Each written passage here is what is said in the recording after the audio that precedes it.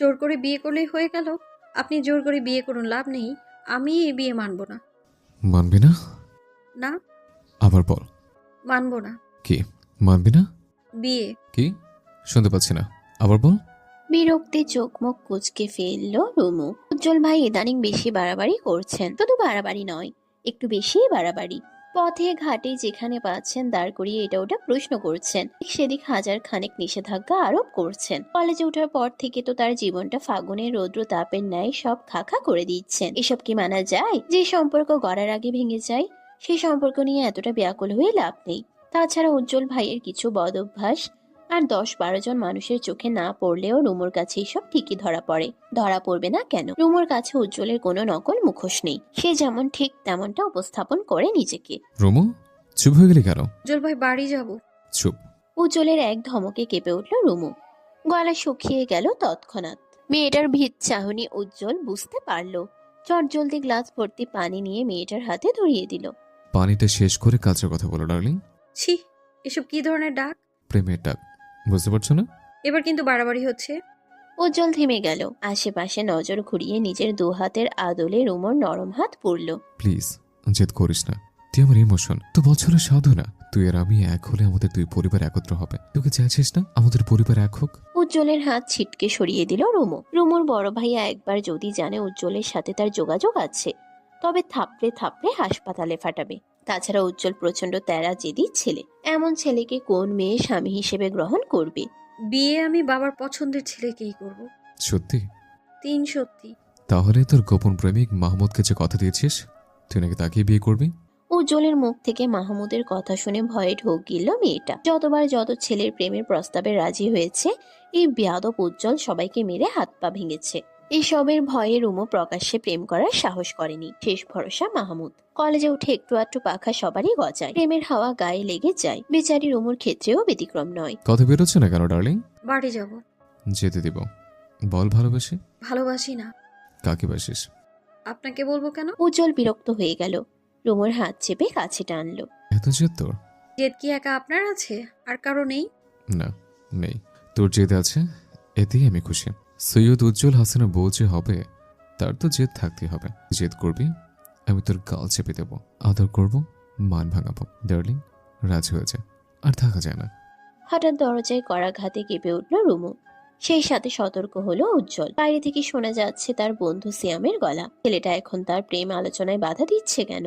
অবুজ ডার্লিংটাকে বোঝাচ্ছে উজ্জ্বল তাকে ছাড়া কতটা বেসামাল, অথচ বন্ধু বুঝেও বিরক্ত করছে। উজ্জ্বল উঠে দাঁড়ালো, চট জলদি দরজা খুলে দরজা ঠেসে দাঁড়ালো। সিয়ামের দিকে তাকিয়ে কড়া গলায় বলে, কি সমস্যা সিয়াম?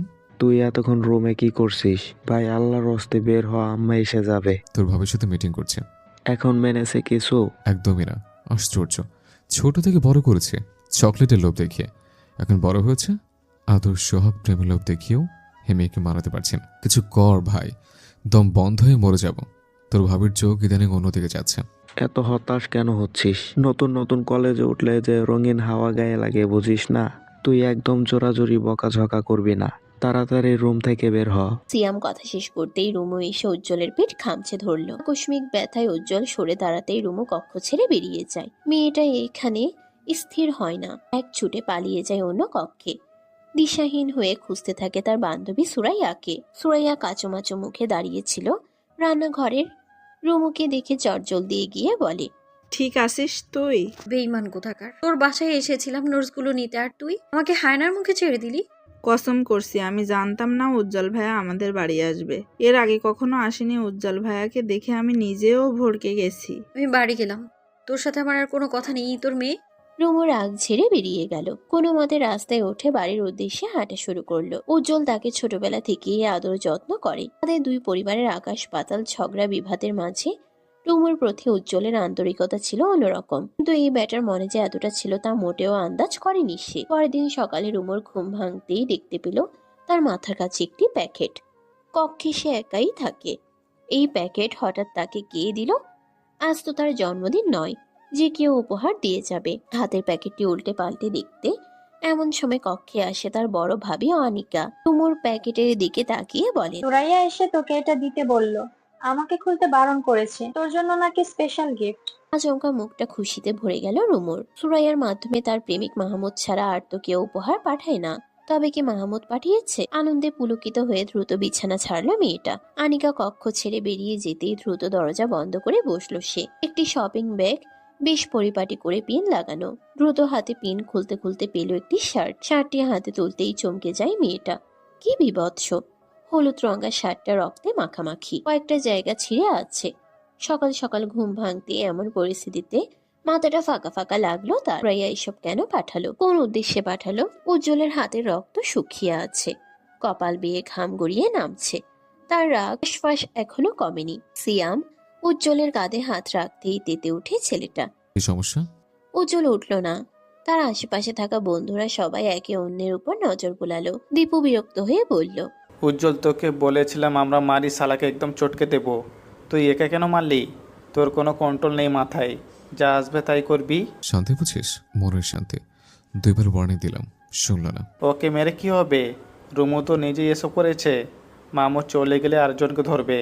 আশ্চর্য, ওর বড় ভাই কি এসব দেখে না, নাকি বোনের খেয়াল রাখে না? উজ্জ্বল কিছু বলল না। দ্রুত উঠে গিয়ে ওয়াশরুমে গেল। সেই সাথে ডাকলো দীপুকে। রোজটা পুরোটা খোল। পুরোটা খুলে কি হবে? ঢেলে দে আমার হাতে। এটা একদম নতুন, গতকাল এনেছি। অপচয় করে না দোস্ত, আমার যদি দেখে হ্যান্ড ওয়াশ গায়েব, আমাকে উড়ে ছুঁড়ে মারবে। উজ্জ্বল প্রচন্ড বিরক্ত হলো। নিজ হাতে বোতলটি খুলে ঢেলে দিল, সবটা নিজের হাতে। যেন কত বছরে লেগে থাকা ময়লা সে সাফ করছে। ধোয়া শেষে মুখে ক্রমশ পানি ছিটা দিল উজ্জ্বল। অস্বস্তি ছড়িয়ে কিছুটা স্বস্তি পেল শরীরে। আয়নায় নিজেকে একবার পরখ করে ক্ষুব্ধ হাসলো সে। আমাকে প্রজ্বলিত করে তুমি এড়িয়ে যাচ্ছ? বোকামে। এই উজ্জ্বলের বদৌলতে তোমার জীবন যে উজ্জ্বলের আলোয় ভরে যাবে। তোমার জীবনে উজ্জ্বল আছে তো আলো আছে, উজ্জ্বল নেই তো আলো নেই। রাতে চুপচাপ ছাদে বসে রুমু। প্রচন্ড ভ্যাপসা গরম পড়ছে। ইলেকট্রিসিটি ইদানিং বেকায়দায় ফেলছে সবাইকে। এই আছে তো এই নেই। গরমে জনজীবন অস্থির। সকাল থেকে মাথায় দুশ্চিন্তা ঘুরছে রুমুর। মাহমুদের খোঁজ তার নেওয়া হয়েছে। তাকে যে উজ্জ্বল পিঠিয়েছে তার আর বুঝতে বাকি নেই। হঠাৎ আবছা আলোয় মানব অস্তিত্ব টের পেতেই ভয়ে কুকড়ে যায় রুমু। এই মুহূর্তে ছাদে কেউ থাকার কথা নয়, থাকলেও নিশ্চয়ই সিঁড়ি দিয়ে উঠবে। কিন্তু অস্তিত্বের দেখা মিলল ছাদের এক কোনায়। সে চাঁদের আলোয় বাড়তি লাইট আনার প্রয়োজন বোধ করেনি, কিন্তু এখন তো পড়েছে মহা বেকায়দায়। কাপা কাপা গলায় সে বলে, কে? অপর পাশ থেকে কোনো সারা শব্দ পাওয়া গেল না। ভয় বাড়ল মেয়েটার। দোয়া দূরত পরে পিট পিট পায়ে এগিয়ে যায় সিঁড়ি ঘরের দিকে। সে যতবার পা বাড়াচ্ছে মানব ছায়াও তার দিকে এগিয়ে আসছে। দ্রুত পায়ে সিঁড়িতে পা ফেলতেই আচমকা অজ্ঞাত কেউ চেপে ধরলো তাকে। টেনে হিঁচড়ে নিয়ে গেল ছাদের অন্য পাশে। খলবলিয়েও মেয়েটা নিজেকে ছাড়াতে ব্যর্থ। বলিষ্ঠ দেহের আদলে ক্রমশ গুটিয়ে যাচ্ছিল রুমু। অনেকক্ষণ যাবৎ মোছড়ামুছড়ি করেও নিজেকে ছাড়াতে ব্যর্থ। পুরুষালে শক্ত হাতটা মুখ চেপে রাখাতে দমটাও আজ নিমিষেই ফুরিয়ে যাবে যেন। রুমুর মোছড়ামুছড়ি সহ্য করতে পারল না অজ্ঞাত ব্যক্তিটি। পিঠ চেপে শূন্যে তুলতে ভয় দ্বিগুণ বাড়ল রুমুর। মেয়েটা এবার নিজেকে বাঁচাতে দেহের সব শক্তি দিয়ে কামড় বসালো অজ্ঞাত ব্যক্তির হাতে। তীব্র ব্যথায় মুহূর্তেই বিবশ করে দিল অজ্ঞাত ব্যক্তির হাত। ব্যথার দাপটে হাত ঝাঁকি দিতে কোল থেকে ধপাস করে নিচে পড়ল রুমু। কিরে, এগুলো তোর দাঁত নাকি ব্লেড? পরিচিত কণ্ঠে চমকে মাথা তুলে তাকালো রুমু। আরে, এ তো উজ্জ্বল ভাই। উনি এখানে কি করছেন? এতটা দুঃসাহস দেখিয়ে এখানে কেন আসলেন? মেয়েটা অবাক চাহনি নিক্ষেপ করে বলে, উজ্জ্বল ভাই আপনি? আগে বল, তোর দাঁতের এত ধার কেন? আরেকটু হলে আমার হাতের মাংসপিণ্ড তোর মুখে চলে যেত। বুঝতে পেরেছি, বেশ ভালো করেই বুঝতে পেরেছি। বিয়ের পর আমাদের হসপিটালে বেরিয়ে রোমান্স করতে হবে। বলা তো যায় না কখন কি হয়। চোখ পাকিয়ে উজ্জ্বলের দিকে তাকালো রুমু। এই লোকটা অসভ্য, বেয়াদব, মেয়াধীন মস্তিষ্কের লোক। কি বলে কি করে নিজেও জানে না। আপনি এই ছাদে কি করছেন? আব্বা ভাইয়া দেখলে আপনার সাথে ঠিক কি হবে আপনি ভাবতেও পারছেন না। ভাবতেও চাইছি না ডার্লিং।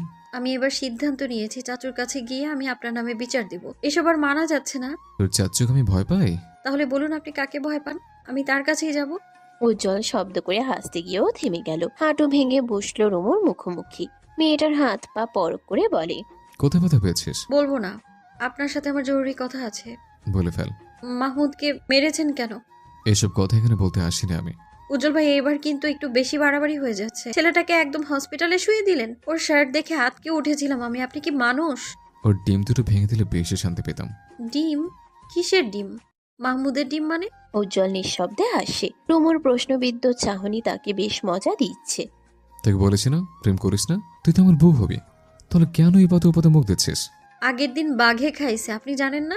জানতে চাই না। সৈয়দ উজ্জ্বল আনিস এক কথার ছেলে। তোর আব্বাকে যখন শ্বশুর ডেকেছে তখন পার্মানেন্ট তোকে বানিয়ে ছাড়বো, এ আমি বলে দিলাম। আপনার কথা আপনার কাছেই রাখুন। এখানে কি করে আসলেন উজ্জ্বল ভাই? তোর বাড়ির আম গাছ আর আমার বাড়ির আম গাছে প্রেম করছে জানিস? তারা দুজন দুজনের মাঝে ডালপালা ঝরিয়ে দিব্যি প্রেম করছে, সেই গাছ বেয়ে এসেছে। ভাইয়া বলেছে আপনাদের গাছের ডাল কেটে দেবে। আপনাদের গাছ কেন এলো আমাদের সীমানায়? তোর ভাই আর তোর মা দুজনের মনে হিংসায় ভরা, বুঝলি? না হলে গাছের সাথে কি এমন করে? অবলা গাছের কি দোষ? রুমু চুপসে যায়।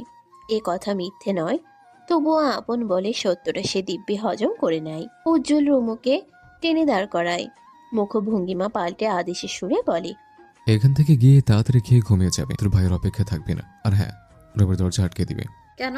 কেন বলেছি সেটা তো না বুঝলেও চলবে, তবে যা বলছি তাই করবে। যদি না করি? তবে একটা জ্বরের দিক সেদিক হবে না, একদম গালের উপর দিয়ে যাবে। কি উজ্জ্বল ভাই, আপনি আমায় মারবেন? আমি কেন মারবো? তোকে মারার লোকের অভাব আছে নাকি? যে গালে এখনো চুমু খেতে পারেনি সে গালে মারবো, এ তো আমি স্বপ্নেও ভাবতে পারি না। খালি আপনার বাজে কথা। বাজে কথা নয়, সত্যি। যেদিন বিয়ে করে নিয়ে যাব সেদিন বুঝবি। কত বছর হয়ে গেল তুই আমাদের ঘরে যাস না। তোর ছোট দুই পায়ের দৌড়ঝাঁপ আমরা সবাই মিস করি। আমার রুমে ঢুকে যে বই ছিঁড়তে মনে আছে? কতবার মারতে গিয়েও মারেনি। তোকে মারলে আমি নিজেই শান্তি পাবো না। অতীতের ধুলো জমা স্মৃতি আবার স্মরণে আসতেই মুখটা গোমরা হয় রুমুর। কত সুন্দর ছিল সেই দিনগুলো। সৈয়দ বাড়ি জুড়ে ছিল হাসি, আনন্দ, মাতামাতি। সেই সময়টাতে সুখের পাশাপাশি দুঃখটাও ভাগ করে নিত সকলে। অথচ কাল বৈশাখীর ন্যায় মানুষ্য ঝরে সৈয়দ বাড়ির মাঝ উঠানে দেয়াল গড়ে তোলে। আর স্বেচ্ছায় মুখ দেখা দেখি করেনি দুই ভাই, মানে সৈয়দ বাড়ির কর্তারা। এত বছরের ঝামেলাকে স্মরণে রেখেও উজ্জ্বল রুমুকে পাওয়ার অদম্য মনোবলে দিন গুনে। এক ছটাক শীতল বাতাসে ভাবনার দুয়ার থেকে বেরিয়ে আসে রুমু। উজ্জ্বল তার দিকে কেমন করে তাকিয়ে আছে। যত দিন যাচ্ছে ততই উজ্জ্বলের পাগলামো বাড়ছে। রুমু, কাল থেকে মাহমুদের সাথে কোনো যোগাযোগ করবি না। তোর শুধু মেরে রক্তাক্ত করেছে, পরের বার হাত পা ভাঙবো, এই কথা দিলাম। আপনার এসব করে কি হবে? ঠিকই আমি আব্বার পছন্দের ছেলেকে বিয়ে করব। তোর বাপের পছন্দের ছেলে আমি, জানিস না? ছোটবেলা আমাকে মেয়ে জামাই বলে ডাকতো, সেই ডাক আমি কিছুতেই বিফলে যেতে দেব না। দেখা যাক। ছাদে অন্ধকার মারিয়ে বিদ্যুতের দেখা মিলল। চারদিকে আলোকিত হতে সতর্ক হলো রুমু। উজ্জ্বল ভাই এখান থেকে যান, কেউ দেখে ফেললে কেলেঙ্কারি হয়ে যাবে। ভাইয়া ওত পেতে আছে, কখন সুযোগ পাবে আর আপনাকে মারবে। এই উজ্জ্বলকে মারার মতো সাহস তোর ভাইয়ের হয়নি। চলে যাব, একটা চুমু দে। অসভ্য। অসভ্যের বউ। উফ। উফ। উজ্জ্বল ভাই। রুমু বউ। উজ্জ্বলের দিকে সরু চোখে তাকিয়ে রয় মেয়েটা। এই ছেলে দিন দিন একটু বেশিই জ্বালাচ্ছে। এভাবে তাকায় না ডার্লিং, বুকে লাগে। যাবেন আপনি? রুমু, দে একটা চুমু। আমার নামের মান সম্মান ঘেটে ঘ করে দিচ্ছেন আপনি। রুমুর রাগান্বিত মুখটা দেখতেই উজ্জ্বল হাসে। তো রুমুকে হ্যাচকা টেনে কপালে একটা চুমু খায়। মেয়েটা অবাক হয়, রাগ দেখিয়ে কিছু বলার আগে উজ্জ্বল ছাদ পেরিয়ে গাছে উঠে যায়। উজ্জ্বলের কথায় আজ পাত্তা দিল না রুমু। তাকে বলেছিল রুমের দরজা বন্ধ করে যেন ঘুমিয়ে থাকে, অথচ মেয়েটা বসার ঘরে ভাবিকে নিয়ে টিভি দেখছে। এখন রাত প্রায় 11টা। কলিং বেল বাজতেই দরজা খুলে দেয় রুমুর ভাবি আনিকা। রুমুরা ভাই বোন দুইজন। বড় ভাই রাশেদ বয়স 30-এর কোটায় পৌঁছে গেছে। আবার ব্যবসা দেখাশোনা এবং কিভাবে আরো উন্নত করা যায় সেই প্রয়াসে মত্ত থাকে ছেলেটা। বসার ঘরে এসে রুমুকে দেখতে পেয়ে সরু চোখে তাকালো রাশেদ। হাতের সিলভার রঙের ঘড়িটা খুলে দিল আনিকার হাতে। রিমোটের সাহায্যে টিভি অফ করে রুমুর মুখোমুখি বসলো সে। তোর পড়া নেই রমু? পড়া শেষ। তাহা মিথ্যা কথা, অনায়াসে বলে ফেললো মেয়েটা। সন্ধ্যার পর সে আজ পড়তে বসেনি। আনিকা আর চোখে তাকালো। সে জানে রুমু আজকে পড়তে বসেনি। কি সত্য কথা রাশেদ জানলে বেজায় রেগে যাবে। রমু, তোর ফোনটা কোথায়? কলিজায় মোচড় দিল মেয়েটার। ভাইয়া কখনো ফোন এভাবে চায় না, তবে আজ কেন? কেন ভাইয়া? কৈফিয়ত দেওয়া লাগবে তোকে। তুই যে কি করছিস, কি ভেবেছিস আমি খবর পাবো না? আচমকা রেগে গেল রাশেদ। প্যান্টের বেল্ট খুলে হাতে তুলে তেড়ে যায় রুমুর দিকে। ঘটনাটা এতটাই তাড়াতাড়ি ঘটে যায় রুমু হতবাক, স্তম্ভিত। রাশেদকে দ্রুত বাধা দেয় আনিকা। রাশেদের মেজাজ সর্বদা একটু বেশি গরম থাকলেও কখনো মারামারির দিকে যায়নি। বিয়ের এত বছরেও স্ত্রীর গায়ে হাত তুলেনি।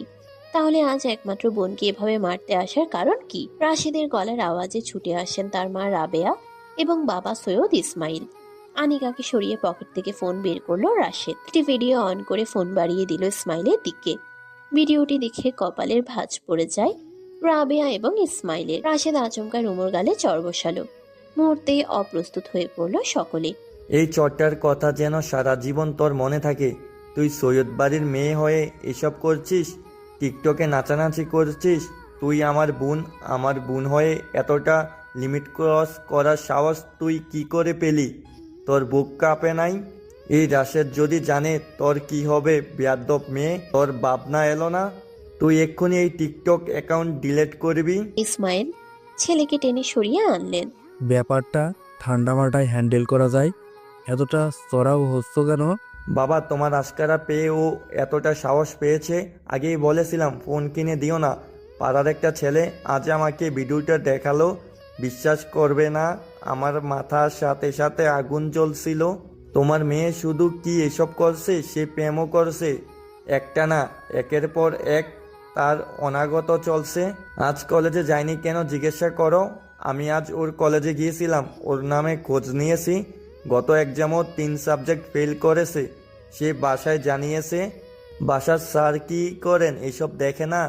তার প্রত্যেকটা ক্লাসমেট থেকে আমি খোঁজ নিয়েছি, সেই আর ঠিক কি করে। রাশেদ থামলো। ভয়ে কাঁপতে কাঁপতে হিচকি উঠে গেছে রুমু। আম গালে কেউ যেন বড় পাথর নিক্ষেপ করেছে। নিজেকে সামলে নেওয়ার আগে এবার খেপে গেলেন রাবেয়া। পাম গালে পাল্টা চর পড়লে ছিটকে পড়লো সোফায়। আনিকা দ্রুত শাশুড়িকে বাধা দিল। রাবেয়া রাগান্বিত স্বরে বলেন, বলেছিলাম বিয়ে দিয়ে দাও, শুনলে না কেউ আমার কথা। রাশেদ সহমত জানিয়ে বলে, ভেবেছিলাম ইন্টার শেষ করুক, কিন্তু আর নয়। আমার বন্ধু সেই কাজিনরা তারা দিচ্ছে। আমি তাদের বুঝিয়ে শুনিয়ে রেখেছিলাম, আজকেই তাদের জানাবো আমরা রাজি। যত দ্রুত সম্ভব এই অশুভটাকে নিয়ে বন্দি করুক। তারা বিদেশ থেকে কবে না কবে আসবে, তার থেকে ভালো তোর খালাতো ভাই নীরবের সঙ্গে বিয়ে দিয়ে দেই। তোর খালা আমাকে। রাবেয়ার কথা শেষ হওয়ার আগেই খেপে যায় রুমু।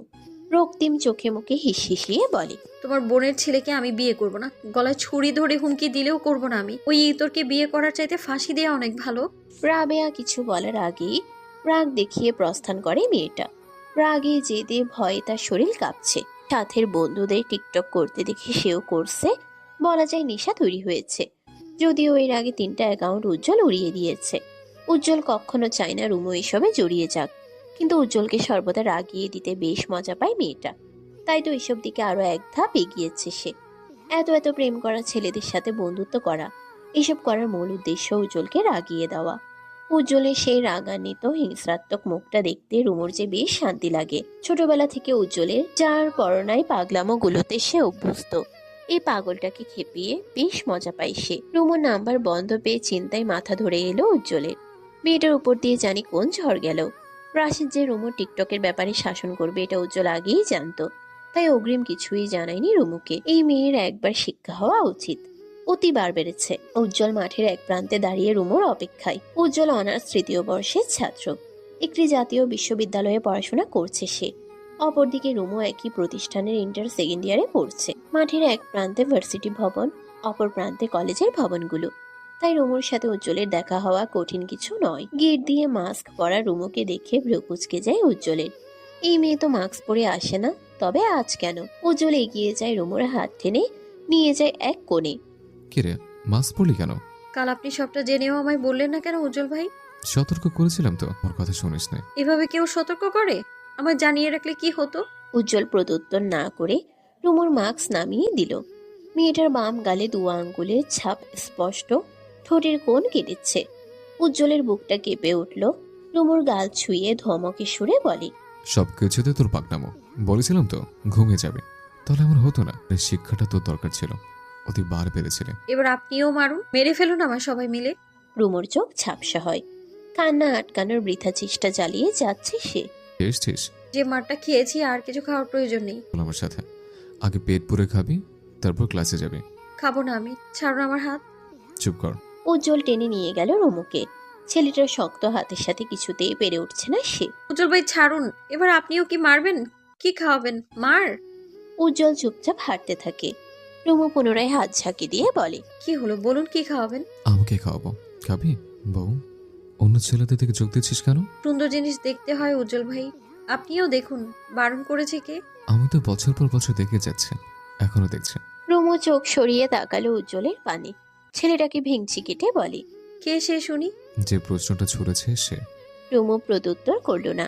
পুনরায় তাকালো পাশের টেবিলে থাকা ছেলেটির দিকে। বুকের ভেতরটা মুহূর্তেই ছ্যাদ করে উঠল উজ্জ্বলের। নিয়ন্ত্রণহীন ছেলেটা কি করে যে নিজেকে নিয়ন্ত্রণে রাখছে তা তো সেও বুঝতে পারছে না। কলেজের পাশে একটি সাধারণ হোটেলে বসে আছে তারা। এখানে কম দামে পেট ভরে খাওয়া যায় বিধায় সকল স্টুডেন্টদের ঢল নামে। গরম গরম সিঙ্গারা, সমোসা, পুরি, খিচুড়ি, পরোটা সহ ইত্যাদি বেশ কম দামেই পাওয়া যায়। রুমু, কি খাবি? খিচুড়ির সাথে ডিম ভাজা। উজ্জ্বল খাবার অর্ডার করে পুনরায় তাকালো রুমুর পানে, অথচ মেয়েটা এখনো সেই ছেলেকে পরখ করছে। উজ্জ্বল ভাই জানেন, এই ছেলেটা অনার্স ফার্স্ট ইয়ারের। ইন্টারের মেয়েরা তার দিকে হাঁ করে তাকিয়ে থাকে। একটা ছেলে কি করে পারে এতটা কিউট হতে? পুরাই মাখন। উজ্জ্বল ঠোঁট বাঁকিয়ে হাসলো, হাঁক ছেড়ে ডাকলো ছেলেটাকে। উজ্জ্বলের ডাক পেয়ে দ্রুত উঠে আসলো ছেলেটা, সৌজন্যের হাসি দিয়ে বলে, উজ্জ্বল ভাইয়া ভালো আছেন? ভাবিও এসেছে দেখছি। ভাবি? এই মুহূর্তে পৃথিবীর সবচেয়ে বিরক্তিকর শব্দ বলে মনে হচ্ছে রুমুর সুন্দর ছেলেটা তাকে ভাবি ডাকছে। রুমু কটমট চোখে তাকালো উজ্জ্বলের পানে, অথচ উজ্জ্বলের সেদিকে পাত্তা নেই। সে ছেলেটার সহিত কথা বলতে ব্যস্ত। সময় পেরিয়ে গেল আরো কিছুক্ষণ। গরম গরম খিচুড়ি গপাগপ মুখে পুড়ছে মেয়েটা। উজ্জ্বল সেদিকে তাকিয়ে চোখে তৃপ্তি মেটাচ্ছে। আচমকা পিঠে দানবীয় থাবায় চোখ কুচকে নেয় রুমু। ঘাড় ঘুরিয়ে বন্ধু ফাহিমকে দেখে দাঁতে দাঁত পিষে গা ঝাড়া দিয়ে বলে, এভাবে কেউ মারে? ব্যথা পেয়েছি ফাহিম। তুলোর বস্তা আবার ব্যথা পায়? ফাহিম কথাটা বলে দ্বিতীয়বার রুমুর ঘাড়ে হাত রাখলো, যার পরনে এই ব্যাপারটা মোটেও পছন্দ হলো না উজ্জ্বলের। চট করে রাগটা নিয়ন্ত্রণ হারিয়ে ফিরে এলো তার মুখোশে। চোখের পলকে ফাহিমের হাত মুচড়ে ধরলো সে। টনটন ব্যথায় কুকিয়ে উঠলো ফাহিম। হাতটা যেন এক্ষুনি ভেঙে গুড়িয়ে যাবে। এই হাত আমি রাখবো না, এই হাত আস্ত রাখবো না। দ্বিতীয়বার ফাহিমের হাত উল্টে মোচড় দিল উজ্জ্বল। তার রাগান্বিত মুখটা দেখে দিক বেদিক সব গুলিয়ে গেল রুমুর। বসা থেকে উঠে দাঁড়িয়ে উজ্জ্বলের হাত টানতে উজ্জ্বল তাকে এক ধমকে স্থির করেছে। হোটেলে সকলে জড়ো হয়ে যায়। উজ্জ্বলের অনেক পরিচিত ছোট ভাই, ক্লাসমেট, বড় ভাইরা এগিয়ে আসে। হোটেলের ক্যাশে বসা লোকটির সাথে উজ্জ্বলের বেশ ভালো সম্পর্ক। তিনি চাইলেন উজ্জ্বলকে থামাতে, কিন্তু বেপরোয়া উজ্জ্বল কাউকে কি মানে? পাতা দেয়? ফাহিমের পিঠে 3-4টে ঘুষি দিয়ে স্থির হয় সে। তার অগ্নিশর্মা মুখখানি দেখে রুমু তাকে থামানোর সাহস করে না। উজ্জ্বল হাত টেনে এগিয়ে আনে রুমুকে এবং মুখোমুখি করায় ফাহিমের সহিত। কিরে, বন্ধু পাতিয়েছিস বলে এই ছেলে তোর গায়ে হাত দেবে? এতটা অনুমতি দিয়ে দিয়েছিস? আমি বুঝতে পারিনি উজ্জ্বল ভাই, ফাহিম এমন ছেলে নয়। কেমন ছেলে? বল বল বল আমার, সে কেমন ছেলে? আমি দেখলাম তো, আমার চোখ কি ভুল দেখেছে? উজ্জ্বল ভাই। কে ভাই? কে ভাই? এমন থাপ্পড় দেব জীবনে গালে আর ব্লাশ লাগাতে হবে না। রুমু চুপসে যায়। ফাহিম উজ্জ্বলের পা ছুঁয়ে বসে যায়। সে জানে এই ছেলে মারপিটে কতটা ওস্তাদ। ফাহিম নিজের জান বাঁচাতে বলে, উজ্জ্বল ভাই আমাকে এবারের মতো ছেড়ে দিন, আর কোনোদিন এমন ভুল হবে না। ছাড়বো। রুমুকে খালাম্মা ডাক, ডাক খালাম্মা। শেষোক্ত বাক্যটি বেশ জোরেই বলল উজ্জ্বল। খালাম্মা। শেষ পর্যন্ত তাকে খালাম্মা বানিয়ে ছাড়লো। রুমু চোখ মুখ খিচে উজ্জ্বলের পানে তাকাতেই উজ্জ্বল চোখ রাঙায়। ফাহিম নিজেকে ছাড়াতে রুমুকে উদ্দেশ্য করে বলে, খালাম্মা। শীতল হয় উত্তপ্ত রক্তকণা, টকবগে মস্তিষ্ক স্থির হয় মুহূর্তেই। শুধু রুমু নয়, কোনো মেয়ের গায়ে যদি এভাবে হাত দিস, হাতটা ভেঙে দেবো। 10 মিনিটে যেমন হোটেলের পরিবেশ পাল্টে যায়, ঠিক তেমনই 10 সেকেন্ডে পুনরায় পাল্টে যায়, যে যার কাজে ব্যস্ত হয়। তুমুর গলা দিয়ে খাবার নামার পরিস্থিতি নেই, অথচ উজ্জ্বল জেদ ধরে বসে আছে যে করে হোক তাকে খাবারটা শেষ করতেই হবে। কি হলো? এইটুক খিচুড়ি শেষ করতে কতক্ষণ লাগে? খাবো না, প্লিজ এখান থেকে চলুন। আমার কথা বলে আদর করে খাওয়াতে হবে? আয় কোলে বস, গাল চটকে দিই, আদর করে খাইয়ে দেবো। না থাক, চুপির পর করা যাবে, এখন বরং নিজ হাতে খা। আপনাকে লজ্জা শরম নেই? ছোট বোন হই আমি, বুঝলেন? তুই আমার হবু বউ, বুঝলি? আপনার মতো ছেলের কাছে কে মেয়ে বিয়ে দিবে? তাই নাকি? টেস্টোস্টেরন হরমোন আমার শরীরে লাফলাফি করার আগেই তোর বাবা আমাকে মেয়ে জামাই হিসেবে স্বীকৃতি দিয়েছে, আর তুই বলছিস কে মেয়ে দেবে? আর ভাইয়ের চক্ষু শুল আপনি, বুঝলেন? তোর ভাইকে গুনছে গে? তুমি রাজি, জামাই সাজে, কে একা গাছে, বিয়ের পর দুজন মিলে ভাজবো ডিম ভাজে। শুধু ডিম ভাজি দিয়ে আমি ভাত খেতে পারি না উজ্জ্বল ভাই। দূর, গানটাতে শেষ করতে দিবি? রুমু চুপচাপ খাওয়ায় মনোনিবেশ করে। তার সামনে বসে থাকা যুবকটি তাকে না পেলে ঠিক কি কি করতে পারে তার জুত সামান্য টের পাচ্ছে সে। রুমু বাড়ি ফিরল ভর দুপুরে। উজ্জ্বল ভাইয়ের কত শখ রুমুকে বাইকে চড়িয়ে এই শহর ঘুরবে, অথচ সেই সুযোগ আর কই। উজ্জ্বলের ত্রিসীমানায় রুমুকে পেলে তাণ্ডব চালাবে রাশেদ। বাড়িতে প্রবেশ করতেই একমাত্র খালা হালিমাকে দেখে রুমুর কলিজা কেঁপে ওঠে। গত রাতে সবাই তাকে বিয়ের হুমকি দিয়েছিল, আর আজ খালামণি এসে হাজির।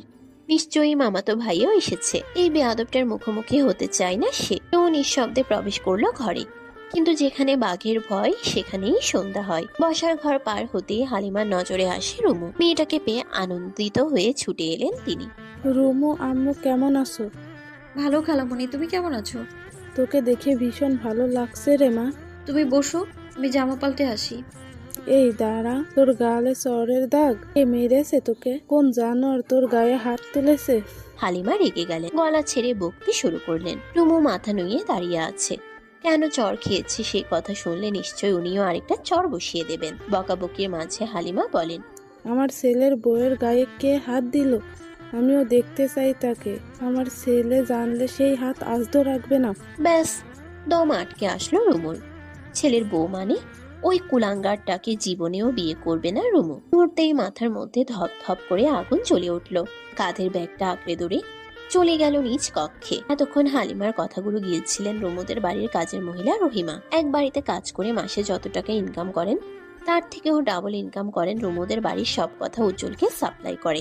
উজ্জ্বলের বেশ ভক্ত দুনি। ভক্ত হবেনি বা না কেন? রুমুদের বাড়ির গুরুত্বপূর্ণ কিছু তথ্য প্রদানের মাধ্যমে উজ্জ্বল আর্থিকভাবে ওনাকে বেশ সাহায্য করে। ঘাড়মাক্ত শরীরের রাগে ফোপাতে ফোপাতে বাড়ি ফিরল উজ্জ্বল। সৈয়দ শামসুল ছেলের রাগটাকে মূল্যায়ন না করে কড়া গলায় ডাকলেন, এই আলালের ঘরের দুলাল। আমি দুলাল নই বাবা, শামসুলের ঘরের উজ্জ্বলা। চুপ কর, ইদানিং তোকে সময় মতো খুঁজে পাওয়া যাচ্ছে না। কোথায় থাকিস? আমার ব্যবসায় তো একটু সময় দিতে পারিস। শুরু হলো তোমার এক কাচাল। হ্যাঁ, শুরু হলো। এই যে পড়াশোনা করছো, এইসব কোনো কাজের নয়। যতটুকু শিক্ষা নেওয়ার নিয়েছো যথেষ্ট হয়েছে। এখন তোমাকে শিখতে হবে কিভাবে রুজি রোজগার করতে হয়। আমার বাড়ির ছেলেকে দেখো না, তোমার লজ্জা হয় না? রাশেদ নিজের বাবার ব্যবসা সামলাচ্ছে, কিভাবে আর উন্নত করা যায় সেই চেষ্টায়। আর আমার ছেলে বাইক একটা নিয়ে সারাদিন এদিক থেকে সেদিক, সেদিক থেকে এদিক। উফ বাবা, রাশেদের সাথে আমার উদাহরণ দিবে না। রাশেদ কেন বাবার ব্যবসায় বসেছে তুমি জানো না? মাত্র 21 বছরে পালিয়ে বিয়ে করে বাড়িতে উঠেছে। সে পড়াশোনা গোল্লায় নিয়ে প্রেমে পিএইচডি করেছে। চুপ কর, সে যা ইচ্ছে করুক, তুই তো আর তার মতো হতে পারবি না। আমি কোমর ভেঙে পড়লে আমার ব্যবসা নিশ্চয়ই 7 আসমানে উঠে যাবে। আমার অতি ব্যস্ত পুত্র এসব ছুঁয়েও দেখবেন না। দেখবো আব্বা, দেখবো। বয়স তো আমার জন্য অপেক্ষা করছে না, লাফিয়ে লাফিয়ে বাড়ছে।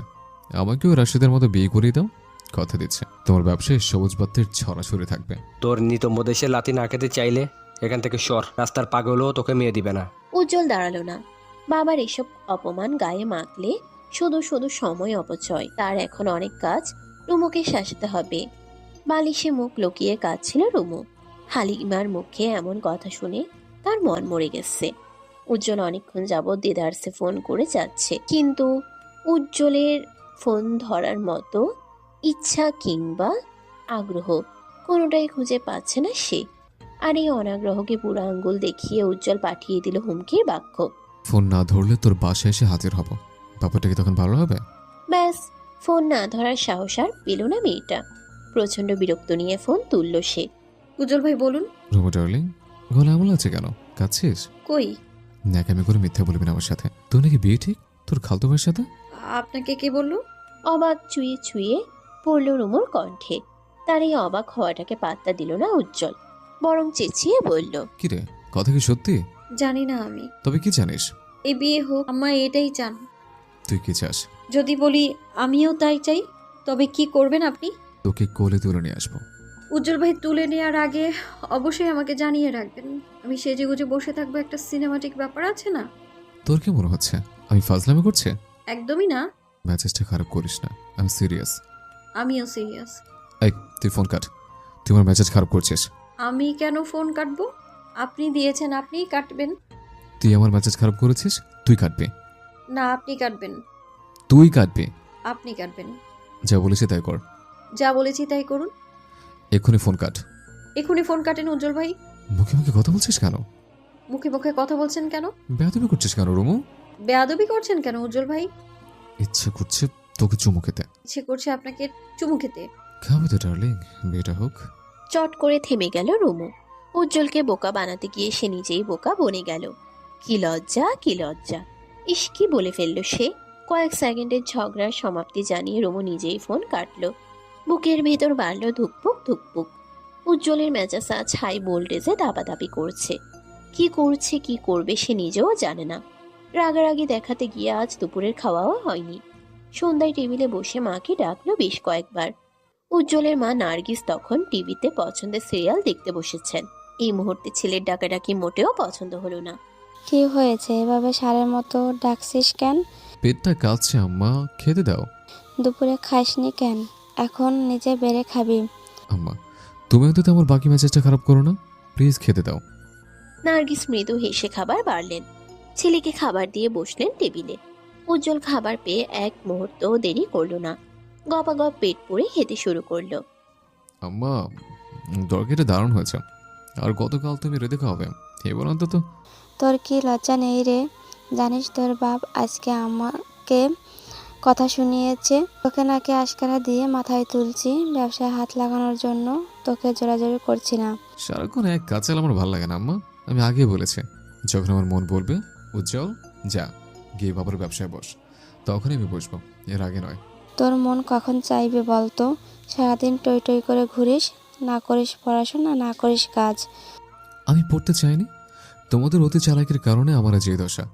ঢাকা বিশ্ববিদ্যালয়ে চান্স পেয়ে দেখিয়েছে, অথচ তোমরা আমাকে পড়তেই দিলে না।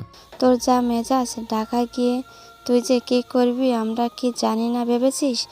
খারাপ ছেলেদের সঙ্গ পেয়ে আরও খারাপ হবি। তোমাদের বারবার এক কথা, ঢাকায় গিয়ে আমি বিগড়ে যাব, যে খারাপ হওয়ার সে এমনি হয়। বাদ দাও, তোমাকে বুঝিয়ে লাভ নেই। জরুরি কথা শোনো, যে কোনো সময় বনিয়ে হাজির হব। সে কি কথা? কে সে হতভাগী মেয়ে যে কিনা তোকে বিয়ে করবে? এভাবে বলছো কেন আম্মা?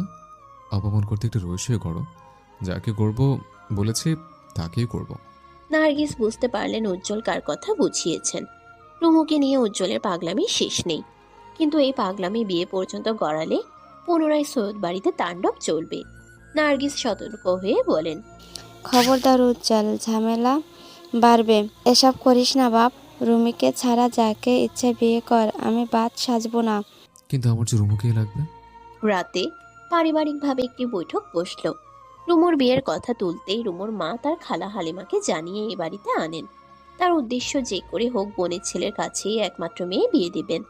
যদিও এতে রাশেদ অল্প স্বল্প রাজি, বাকিটা সিদ্ধান্ত সৈয়দ ইসমাইল নেবেন। হালিমা অনেকক্ষণ যাবৎ ইসমাইলকে বোঝালেন তার ছেলে হিমেল শিক্ষিত, দেখতে শুনতে মাশাল্লাহ, একটা প্রাইভেট কোম্পানিতে বেশ ভালো বেতনে চাকরি করছে। এমন ছেলে হাতছাড়া করা কি উচিত? তাছাড়া অপরিচিত কারো ঘরে মেয়ে না পাঠিয়ে আত্মীয় স্বজনের মধ্যে সম্পর্ক গড়লে ভালো হয়। এত এত প্রশংসার বাক্যে পাশ থেকে মশলা ঢেলেছেন রাবেয়া, অথচ সৈয়দ ইসমাইল মুখটা পানসে করে তাকিয়ে আছেন টিভির স্ক্রিনে। রাশেদ বাবার এমন হেয়ালিটা পছন্দ করলো না। আব্বা কিছু তো বলেন। বলতে ইচ্ছে করছে না তাই বলবো না। ইচ্ছে করছে না মানে যত দ্রুত সম্ভব রুমুকে একটা কোলে দিন আব্বা, এই মেয়ে রেখে গেছে। তোর বন্ধু যে কাজিনরা প্রস্তাব দিয়েছিল তাদের কি খবর? আগামী সপ্তাহে তারা আসবে। ছেলেটা নাকি এবার বিয়ে করেই যাবে। শুনলাম বিয়ের পর বউকে নেয়ার সকল প্রসেস শুরু করে দিবে। ওদের সাথে যোগাযোগ কর। রাবেয়ার মুখটা পাংশুটে হয়ে গেল, আশাহত গলায় বললেন, আমার বোন যে আবদার নিয়ে এলো, তোমার কি গায়ে লাগলো না? আমি আগেই বলেছিলাম মেয়ের বিয়ে আমি যেখানেই চাই সেখানেই হবে। রাবেয়া রেগে গেলেন। বসা থেকে উঠে দাঁড়িয়ে কড়া গলায় বললেন, শুনুন রাশেদের আব্বা, আমি আমার বোনকে কথা দিয়েছি তার ঘরেই মেয়ে পাঠাবো। এই কথার খেলাপ আমি করতে পারি না। আমিও তো আমার ভাইকে কথা দিয়েছিলাম উজ্জ্বলের সাথেই রুমুর বিয়ে হবে। ওরা যখন ছোট ছিল সেই ছোট থেকে এমনটাই বলে এসেছে, সেই কথা তুমিও জানো। কি বললে তুমি? ওই লোভীদের ঘরে তুমি মেয়ে বিয়ে দিতে চাইছো? এত ঝামেলার পরেও তোমার শিক্ষা হয়নি? খবরদার সিসিয়ে কথা বলবে না। তোমার মেয়ে আলী ঝগড়ার জন্য আজ সৈয়দ বাড়ির ভাগ হয়েছে। আমার দোষ? আমি? রাবেয়া হাউমাউ করে কেঁদে উঠলেন। বোনকে শান্ত করতে হালিমা এগিয়ে গেলেও লাভের লাভ কিছুই হলো না। কাচের জিনিসপত্র ভেঙে চারিদিকে ছড়িয়ে পড়ল দিক বেদিক। রাশেদ উঠে গিয়ে মাকে শান্ত করলো। রাবেয়া স্বামীর দিকে ছুড়ে দিলেন গাদা গাদা অভিযোগ। পর্দার আড়াল থেকে আসলো রুমু। আর যাই হোক, সে কখনো হিমেল নামক বেয়াদবটাকে বিয়ে করবে না। এই তো ছোটবেলার কথা, সবে উচ্চ মাধ্যমিকে ভর্তি হয়েছে সে। হিমেল ভাইয়ের অসৎ ছোঁয়াগুলো একটু আধটু বুঝতে পারলেও সে কিছুই কাউকে বলতে পারত না। সবাই ভাবত হিমেল তাকে কত আদর করে। সেবার হিমেল তাকে মোবাইলে গেম খেলতে দিয়ে আচমকা তার বুকে হাত দেয়। হিমেলের দানবীয় হাতের ছোঁয়ায় রুমুর সারা দেহ আচমকা কেঁপে ওঠে। দ্রুত ফোন ছুঁড়ে ফেলে প্রস্থান নেয় মেয়েটা। না এটা প্রথম কিংবা শেষ নয়, এভাবে কতবার হেনস্থার শিকার সে হয়েছে গুণে শেষ করা যাবে না। ভয়ে কাউকে কিছু বলতেও পারে না। কাকে বলবে? মা হিমেলের অন্ধভক্ত, বাবা আর ভাইয়ের সাথে খুব বেশি মন খোলা নয় সে, সব মিলিয়ে নিজের কাছে আড়াল রেখেছে। তবে রুমা একা নয়, তার খেলার সাথে রিয়া যখন খেলতে বাড়িতে আসে মেয়েটাকেও চকলেট কেনার কথা বলে বাজেভাবে ছুঁয়ে দেয় হিমেল। সেদিনের পর যতবার হিমেল রুমুদের বাড়ি এসেছে ততবার খেলতে আসেনি রিয়া। হাতের ফোনটা শব্দ করতেই ধ্যান ভাঙে মেয়েটার। উজ্জ্বল ভাই ফোন করেছেন। রুমু দ্রুত ফোন কেটে নিজ কক্ষে ফিরল। রাত 12টা বাজতে চলল। উজ্জ্বল ভাই এত রাতে কেন ফোন করলেন? রুমু কাল বিলম্ব না করে ফোনটা ধরল। অত্যন্ত দুঃখী দুঃখী গলায় শুধালো, উজ্জ্বল ভাই। তোর রুমে লাইট জ্বলছে কেন? ঘুমাসনি? আমার তো বিয়ে উজ্জ্বল ভাই। কি এই কথা আমাকে এখন বলছিস? চোরের মতো রাত 12টায় কে বিয়ে করে? আপনাকে বলবো কেন? এমনিতেও আপনাকে দাওয়াত করা হবে না। কানের নিচে দুটো দিয়ে ব্রেনের ব্রাইটনেস বাড়িয়ে দেবো। ফাসিল মেয়ে, দাঁড়া, আমি আসছি তোর বিয়ের ব্যান্ড বাজাতে। রুমু কিছু বলার আগেই ফোন কাটলো উজ্জ্বল। বেচারার মেজাজ নিয়ন্ত্রণের বাইরে চলে গেছে। অপরদিকে রুমু এতবার করে ফোন করেও পেল না উজ্জ্বলকে। বেচারা ফোনটা রেখেই বাইরে গেছে বউ উদ্ধার কাজে। সৈয়দ বাড়ির দানবীয় দেয়ালটা টপকে গাছ পেয়ে নিচে নামলো উজ্জ্বল। আজ যা হওয়ার হবে, বউ নিয়ে যে করে হোক নিজ বাড়িতে ফিরবে। শুকনো পাতার মর্মর শব্দে ধীরে ধীরে পা ফেলতে হলো তাকে। দ্রুত হেঁটে গিয়ে দাঁড়ালো রুমুর জানালার পাশে। বেশ কয়েকবার টোকা দিলেও রুমু জানালা খুলল না। যদিও মেয়েটা শুনতে পায়নি। এখন বড্ড বেশি আফসোস হচ্ছে কেন ফোনটা ফেলে আসলো। উজ্জ্বল চারিদিকে পা টিপে টিপে এগিয়ে যেতেই দেখতে পেল সৈয়দ ইসমাইলের জানালা খোলা। রাবেয়ার সাথে তুমুল ঝগড়া চলছে তার। এটা যে বিয়ে বাড়ি বিন্দুমাত্র বোঝা যাচ্ছে না। তাদের ঝগড়াটা ঠিক কি নিয়ে বোঝার চেষ্টা চালালো উজ্জ্বল। দরজায় দাঁড়িয়ে আছে রুমুর খালা হালিমা। খোলা জানালায় মানব অস্তিত্ব টের পেয়ে আচমকা চিৎকার চেঁচামেচি শুরু করলেন। আল্লাহ গো, ওরে রাবেয়া, চোর চোর, তোর বাড়িতে ডাকাত পড়েছে রে। ওরে কে কোথায় আসিস? চোর, ডাকাত, চোর। হালিমার এক চিৎকারে সতর্ক হয়ে যায় বাড়ির সকলে।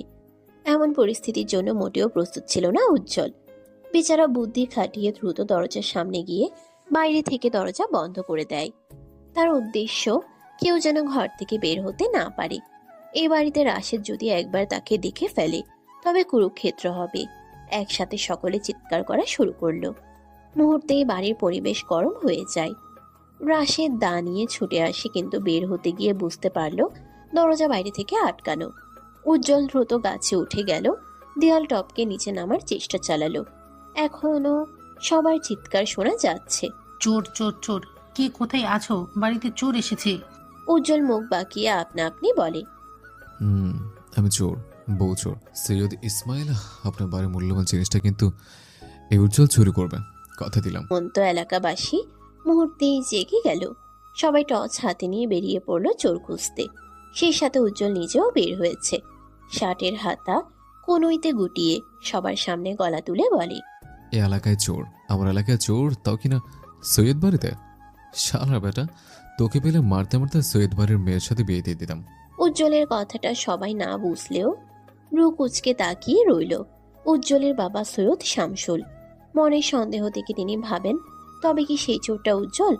সৈয়দ বাড়ির অবিবাহিত মেয়ে রুমু, আর রুমুকে বিয়ে করতে উঠে পড়ে লেগেছে উজ্জ্বল। চোরের হদিস না পেয়ে সবাই যে যার মতো বাড়ি ফিরল। রুমু জানে এই চোরটা কে। উজ্জ্বল ভাই ছাড়া আর কেউ হতেই পারে না। উজ্জ্বল তখন বিছানায় উপর হয়ে শুয়ে দৌড়ঝাঁপে বেশ হয়রান হয়েছে সে। তাড়াতাড়ি গাছ পেয়ে উঠতে গিয়ে বাম পাটা ছিলে গেছে। অসহায় রুমুর ফোন পেয়ে ধরলো সে। উজ্জ্বল ভাই, চোরটা কি আপনি ছিলেন? না, কোরিয়ার প্রেসিডেন্ট ছিল। মজা করছেন কেন? তুই মজা করলি কেন? তোর না বিয়ে? আমি বলেছি বিয়ে, তবে কবে তা তো বলিনি। আপনি কেন এলেন এত দৌড়ঝাঁপ করে? এই শোন, তোর মাথায় বুদ্ধি কম, সব খবর। একবার বিয়েটা করতে দে, তোর কপালে এমন এক একটা চুমু তোর ব্রেনে বুলেটের মতো বাঁধবে। দেখবি আমার চুমুর পাওয়ারে কেমন বুদ্ধির রানী হয়ে যাস। এলাকায় উজ্জ্বলের অন্ধ ভক্তের অভাব নেই। ছোট ছোট ছেলেরা উজ্জ্বলের ভীষণ ভক্ত। মুরব্বীরা তাকে পছন্দ করলেও মারপিটের স্বভাবটা ঠিক কারো পছন্দ নয়। অথচ উজ্জ্বল এক সিটির ইশারায় এক একটা দল এসে উপস্থিত হবে। সবাই মার খেতে নয়, বরং মারতে ভালোবাসে। মারামারি যেখানে, উজ্জ্বলের দল সেখানে। এসব নিয়ে যে থানা পুলিশের গণ্ডি টপকাতে হয়নি তা কিন্তু নয়। সৈয়দ শামসুল এলাকার সম্মানীয় ব্যক্তি, কিন্তু তার ছেলের অসংলগ্ন কার্যক্রম তার সম্মানে বহুবার আঘাত হেনেছে। থানা পুলিশের ব্যাপারটা তিনি টাকার উপর মিটিয়ে দেন, যদিও উজ্জ্বল বিনা কারণে মারামারিতে জড়ায় না। একটা হেতু দাঁড় করিয়ে যখনই তার মেজাজ বিগড়ে যাবে তখনই শুরু হট্টগোল গন্ডগোল। যেমন আজ একটা ছেলে তার ফোন চুরি করে পালাচ্ছিল, ভাগ্যক্রমে উজ্জ্বল তাকে ধরেও ফেলে। দেখতে বেশ ভদ্র, কিন্তু ছেলেটা মস্ত বড় চোর। এলাকায় ইদানিং চুরি বাড়ছে, তার পেছনে যে এই ছেলেটার হাত তা ইতোমধ্যে স্বীকার করে নিয়েছে উজ্জ্বল। ছেলেটাকে শাস্তি স্বরূপ দেওয়া হলো 200 বার কানে ধরা। এলাকার ছেলেরা মহা আনন্দ নিয়ে চোরের কানে ধরার উঠবোস গুনছে। অপরদিকে উজ্জ্বল দোকানের চেয়ারে বসে গরম গরম দুধ চায়ে চুমুক দিচ্ছে। সিয়াম এবং দীপু তার পাশেই বসে। হঠাৎ দোকানের সামনে বাইক থেকে নামলো রাশেদ এবং রুমু। দুজনে দোকানের ভেতরেই গেল। আজ আর ভার্সিটিতে যাবে না ভেবেই রেখেছিল উজ্জ্বল, কিন্তু রুমু যাচ্ছে, সে যাবে না তা কি হয়? তাছাড়া কলেজে ওঠার পর 1 বছর যাবৎ অনেক বাদরামও সহ্য করেছে মেয়েটার। এখন আর নয়, এখন সময় এসেছে উজ্জ্বলের নিজের জিনিস নিজে বুঝে নেওয়ার। রাশেদ দোকান থেকে বেশ কয়েকটি জিনিস কিনলো। রুমু আর চোখে তাকিয়ে দেখলো উজ্জ্বলকে। উজ্জ্বল সেই চাহনির পাল্টা প্রতিক্রিয়া দেখালো ইশারায় চুমু দিয়ে। নিজের ভদ্রতার খোলসটা রেখে গলা ছেড়ে বন্ধুদের উদ্দেশ্যে বলে, বুঝলি, এলাকায় চোর বেড়েছে, মালমাল চুরি হচ্ছে, আমার মন চুরি হচ্ছে, কখন আবার আমার বউটাও চুরি হয়েছে। বউ চুরি হলে এলাকায় তাণ্ডব চলবে, আগেই বলে দিলাম। তরুণ ছেলে দোকানি উজ্জ্বলের কথা শুনে মুচকি হাসে। রাশেদ সেই হাসিটায় অবজ্ঞা নিয়ে বলে, তোমার দোকানের বকাটেরা আড্ডা দিচ্ছে, কিছু বলল না কেন? এলাকায় বকাটেদের উপস্থিত ক্রমাগত বাড়ছে, এদের মোটেও আশকারা দিবে না। উজ্জ্বল বুঝতে পারলো রাশেদ তাকে ফোড়ন কেটে কথাটা বলেছে। উজ্জ্বল পুনরায় চায়ে চুমুক বসিয়ে বন্ধুকে বলে, বুঝলি সিয়াম, এলাকায় কিছু ভদ্রবেশী পরনিন্দা কমিটি খুলে বসেছে। তারা যেখানে সেখানে গিয়ে অন্যের নামে নিন্দা চড়াচ্ছে। এসব কমিটির লোককে ধরে চিলি সসের থেরাপি দিতে হবে। এই পরনিন্দার কমিটির হেড হয়তো জানেই না এটা আমার দোকান। রাশেদ কিং কর্তব্য বিমূঢ়। ছোট চাচার এই দোকান সে তো জানতই না। উজ্জ্বল শার্টের কলার তুলে বসে কালো চশমাটা চোখে দিল। প্রয়োজনীয় জিনিসপত্র নিয়ে চলে গেল রাশেদ। এখানে তার গলাবাজি করা বেমানান। রুমু ক্লাসরুমে প্রবেশ করতেই দেখা হলো সুরাইয়ার সাথে। সুরাইয়া রুমুকে দেখেও না দেখার ভান ধরল। রুমু কোমরে হাত দিয়ে বলে, ভাব ধরছিস কেন রে? তুই নিজেই তো ভাবের গোডাউন। উজ্জ্বল ভাইয়ের সাথে দেখা হয়েছে? আমায় নিয়ে কিছু বলেছে? তোর উজ্জ্বল ভাইকে দেখলে আমি 10 হাত দূরে থাকি। রুমু প্রত্যুত্তর করার আগেই ক্লাসে আসে রুমুর বন্ধু। ছেলেটা রুমুকে দেখেই বলে, খালা ভালো আছেন? খালা? উজ্জ্বল ভাইয়ের করা আদেশ, তোকে খালা ডাকতে হবে। কোথায় তোদের উজ্জ্বল ভাই? খালা ডাক, আমি বের করছি। রুমু রেগে মেগে ক্লাস থেকে বেরিয়ে গেল। মাঠের শেষ প্রান্তে দেখা গেল উজ্জ্বলকে। ছেলেটা বাইকে বসে বন্ধুদের সাথে আড্ডা দিচ্ছে। রুমু গিয়ে উজ্জ্বলের পিঠে থাবা দিল। সহসা ব্যথায় চমকে গেল উজ্জ্বল। রুমুকে দেখে নাটকীয় ভঙ্গিমায় বলে, আসতে বউ লাগছে তো। কে বউ? এই খালা কে? আমার বন্ধুরা আমায় খালা ডাকছে কেন? একবার বিয়েটা করি, তারপর ভাবি রাখবে। উজ্জ্বল ভাই, এসব কিন্তু ভালো হচ্ছে না। আমিও সবাইকে বলে দিব আপনি একটা চোর। আমাদের বাড়ি গিয়েছিলেন চুরি করতে। যা গিয়ে বল, আমি কি চুরি করেছি বলতো? আমি শুধু তোর মন চুরি করেছি। আপনাকে লাগেও চোরের মতো। উজ্জ্বল ভাইকে গজব বেইজ্জতি করে চলে গেল রুমু। বেচারা হতভম্ব নয়নে তাকিয়ে রইল। পাশে থেকে বন্ধুরা সবাই অট্ট হাসিতে ফেটে পড়ল। কেটে গেল প্রায় 1 সপ্তাহ। এই কয়েকটা দিনে বিয়ে নিয়ে রুমুর পরিবারের কোনো আলাপচারিতা ছিল না। তাই তো মেয়েটা ভেবেই নিল বিয়ের ভূত হয়তো সবার মাথা থেকে নেমে গেছে। কিন্তু তাকে ভুল প্রমাণ করে দিয়ে অবশেষে পাত্রপক্ষ তাকে দেখতে এসেছে। পাত্রপক্ষের সামনে বসা রুমুর জীবনে এই প্রথমবার। দেখতে আসবে শোনার পর থেকে মেয়েটার কান্না কিছুতেই থামছে না। রুমুর ভাবি আনিকা শাড়ি পরাতে গিয়ে পড়ল চরম বিপাকে। রুমু কিছুতেই শাড়ি পরবে না। অবশেষে মায়ের ধমকে শাড়ি পরতে বাধ্য হলো। একটি নীল জামদানি শাড়ি গায়ে জড়িয়ে বসে আছে রুমু। মেয়েটার কান্নারত ফোলা মুখখানি দেখে আনিকা মিষ্টি হাসছে। জানিস, কাঁদলে মেয়েদের সৌন্দর্য দ্বিগুণ বাড়ে। তোকে কি যে সুন্দর লাগছে। ভাইয়ার বাড়াবাড়িতে এইসব হলো। ভাবি, তুমি অন্তত আমার পক্ষ নিতে। আজ পর্যন্ত আমাকে দেখেছো এই বাড়িতে গলা তুলে কথা বলতে? বড়রা যা বলেছেন তাতেই সামিল হয়েছি। কথার মাঝে রাশেদ কক্ষে এলো। আনিকাকে তাড়া দিল পাত্রপক্ষের সামনে রুমুকে নিয়ে যেতে। মেয়েটা ছোট ছোট পা ফেলে ভিত চাহনিতে এগিয়ে গেল বসার ঘরে। পাত্র মূলত রাশেদের বন্ধুর কাজিন। ছেলের বাবা ভীষণ ধার্মিক। রুমুকে তাদের আগে থেকে পছন্দ করাই ছিল, শুধু ছেলে দেশে আসলে বাকি কথা হবে। রুমুকে দেখে উপস্থিত সবার হাসি চওড়া হলো। ছেলেরা এক দেখায় পছন্দ করলো রুমুকে। পাত্রপক্ষে টুকটাক প্রশ্নের মাঝে উপস্থিত হয় উজ্জ্বল। ছেলেটা শার্টের হাতা গুটিয়ে বসলো সোফায়। ভীষণ ব্যস্ততা দেখিয়ে হাসি চওড়া করে বলে, সরি, দেরি হয়ে গেল। আমি আগে আসতাম, কিন্তু একটু ব্যস্ত সময় পার করছি। উজ্জ্বলকে দেখে রুমুর বাড়ির সবাই হতবাক হতভম্ব। পাত্রপক্ষ প্রশ্নবিদ্ধ চোখে তাকিয়ে আছে তার পানে। উজ্জ্বল হেসে বলে, আমি রুমুর একমাত্র চাচার একমাত্র ছেলে। আমি উজ্জ্বল। আর পাত্র কে? প্রশ্নটা করেই উজ্জ্বল তাকালো পাত্রের বড় মামার পানে। উজ্জ্বল মুখটা কুঁচকে বলে, আপনি পাত্র? বয়স কত? বুড়ো বয়সে ভীমরতি? আপনার মতো বুড়োটা কোচে কোচে মেয়েগুলোকে বিয়ে করে নেয় বলেই আমার মতো অবলা ইয়াং ছেলেগুলো পাত্রে পেতে হিমশিম খেতে পড়তে হয়। পাত্রের মামা ভীষণ লজ্জায় পড়ল। এই আতপাকল ছেলে কাকে কি বলছে। পাত্র গুরু গম্ভীর গলায় শুধায়, এই যে কোথাও ভুল হচ্ছে, আমি পাত্র। উজ্জ্বল ভীষণ লজ্জা পাওয়ার ভান করে বলে, সরি, আসলে উনি ঝাঁকানাকে পাঞ্জাবি পরে এসছেন তো আমি আমার ভেবে বসলাম উনি পাত্র। রুমু না চাইতেও ঠোঁট টিপে হাসলো। উজ্জ্বল যে এই বিয়ে পণ্ড করতে এসেছে তা সে বেশ ভালোভাবেই জানে। রুমু উজ্জ্বলের পানে সরু চোখে তাকালো। রুমুর সাথে মিল রেখে এই ছেলে আজ নীল শার্ট পরেছে। যে কেউ দেখলে ভাববে এরা নিশ্চয়ই কাপল। উজ্জ্বলের পরিস্থিতি মোটেও পছন্দ করলো না রাশেদ, কিন্তু এই মুহূর্তে কিছু বলাও যাবে না। সে চায় না এত ভালো জায়গায় বোনের বিয়েটা ভেঙে যাক, তাই তো চুপচাপ সবটা হজম করছে সে। বুদ্ধি খাটিয়ে রাশেদ তাড়া দিল পাত্রপক্ষকে। আপনারা নাস্তা সেরে নিন, রোমু বরং ভিতরে যাক। রুমু চলে গেল। তার যাওয়ার দিকে তাকিয়ে দাঁতে দাঁত পিষল উজ্জ্বল। রাশেদ একে একে নাস্তার সব ট্রে আনতে ব্যস্ত। এর মাঝে উজ্জ্বল উঠে গিয়ে দাঁড়ালো বড় চাচা সৈয়দ ইসমাইলের পাশে। ছেলেটা চাপা স্বরে বলে, চাচা যান, কথা দিয়ে কথার খেলাপ করা মানুষ আপনি নন। আমার সাথে কিন্তু প্রতারণা হচ্ছে। ছোটবেলা থেকে বলে আসলেন আমি আপনার জামাই, অথচ ঠিকই সুযোগ বুঝে অন্য পাত্রের কাছে মেয়েকে দিচ্ছেন। আমার মেয়েকে বিয়ে করার মতো কি যোগ্যতা আছে তোমার? আপনার মেয়েকে বিয়ে করার মতো যোগ্যতা বলতে টিকটকে নাচতে হবে, এই তো? সরি, আমার সে যোগ্যতা নেই। অপমানে থমথমে হয়ে গেল ইসমাইলের মুখ। সত্যি তো, তার মেয়ের কি এমন অর্জন আছে যার জন্য যোগ্যতা খুঁজছেন তিনি? উজ্জ্বল সবাইকে নাস্তা সার্ভ করছে, এর মাঝে সে নিজেও খাচ্ছে। পাত্রের বাবা মেয়েদের আপ্যায়ন এবং মেয়ে দেখে ভীষণ খুশি।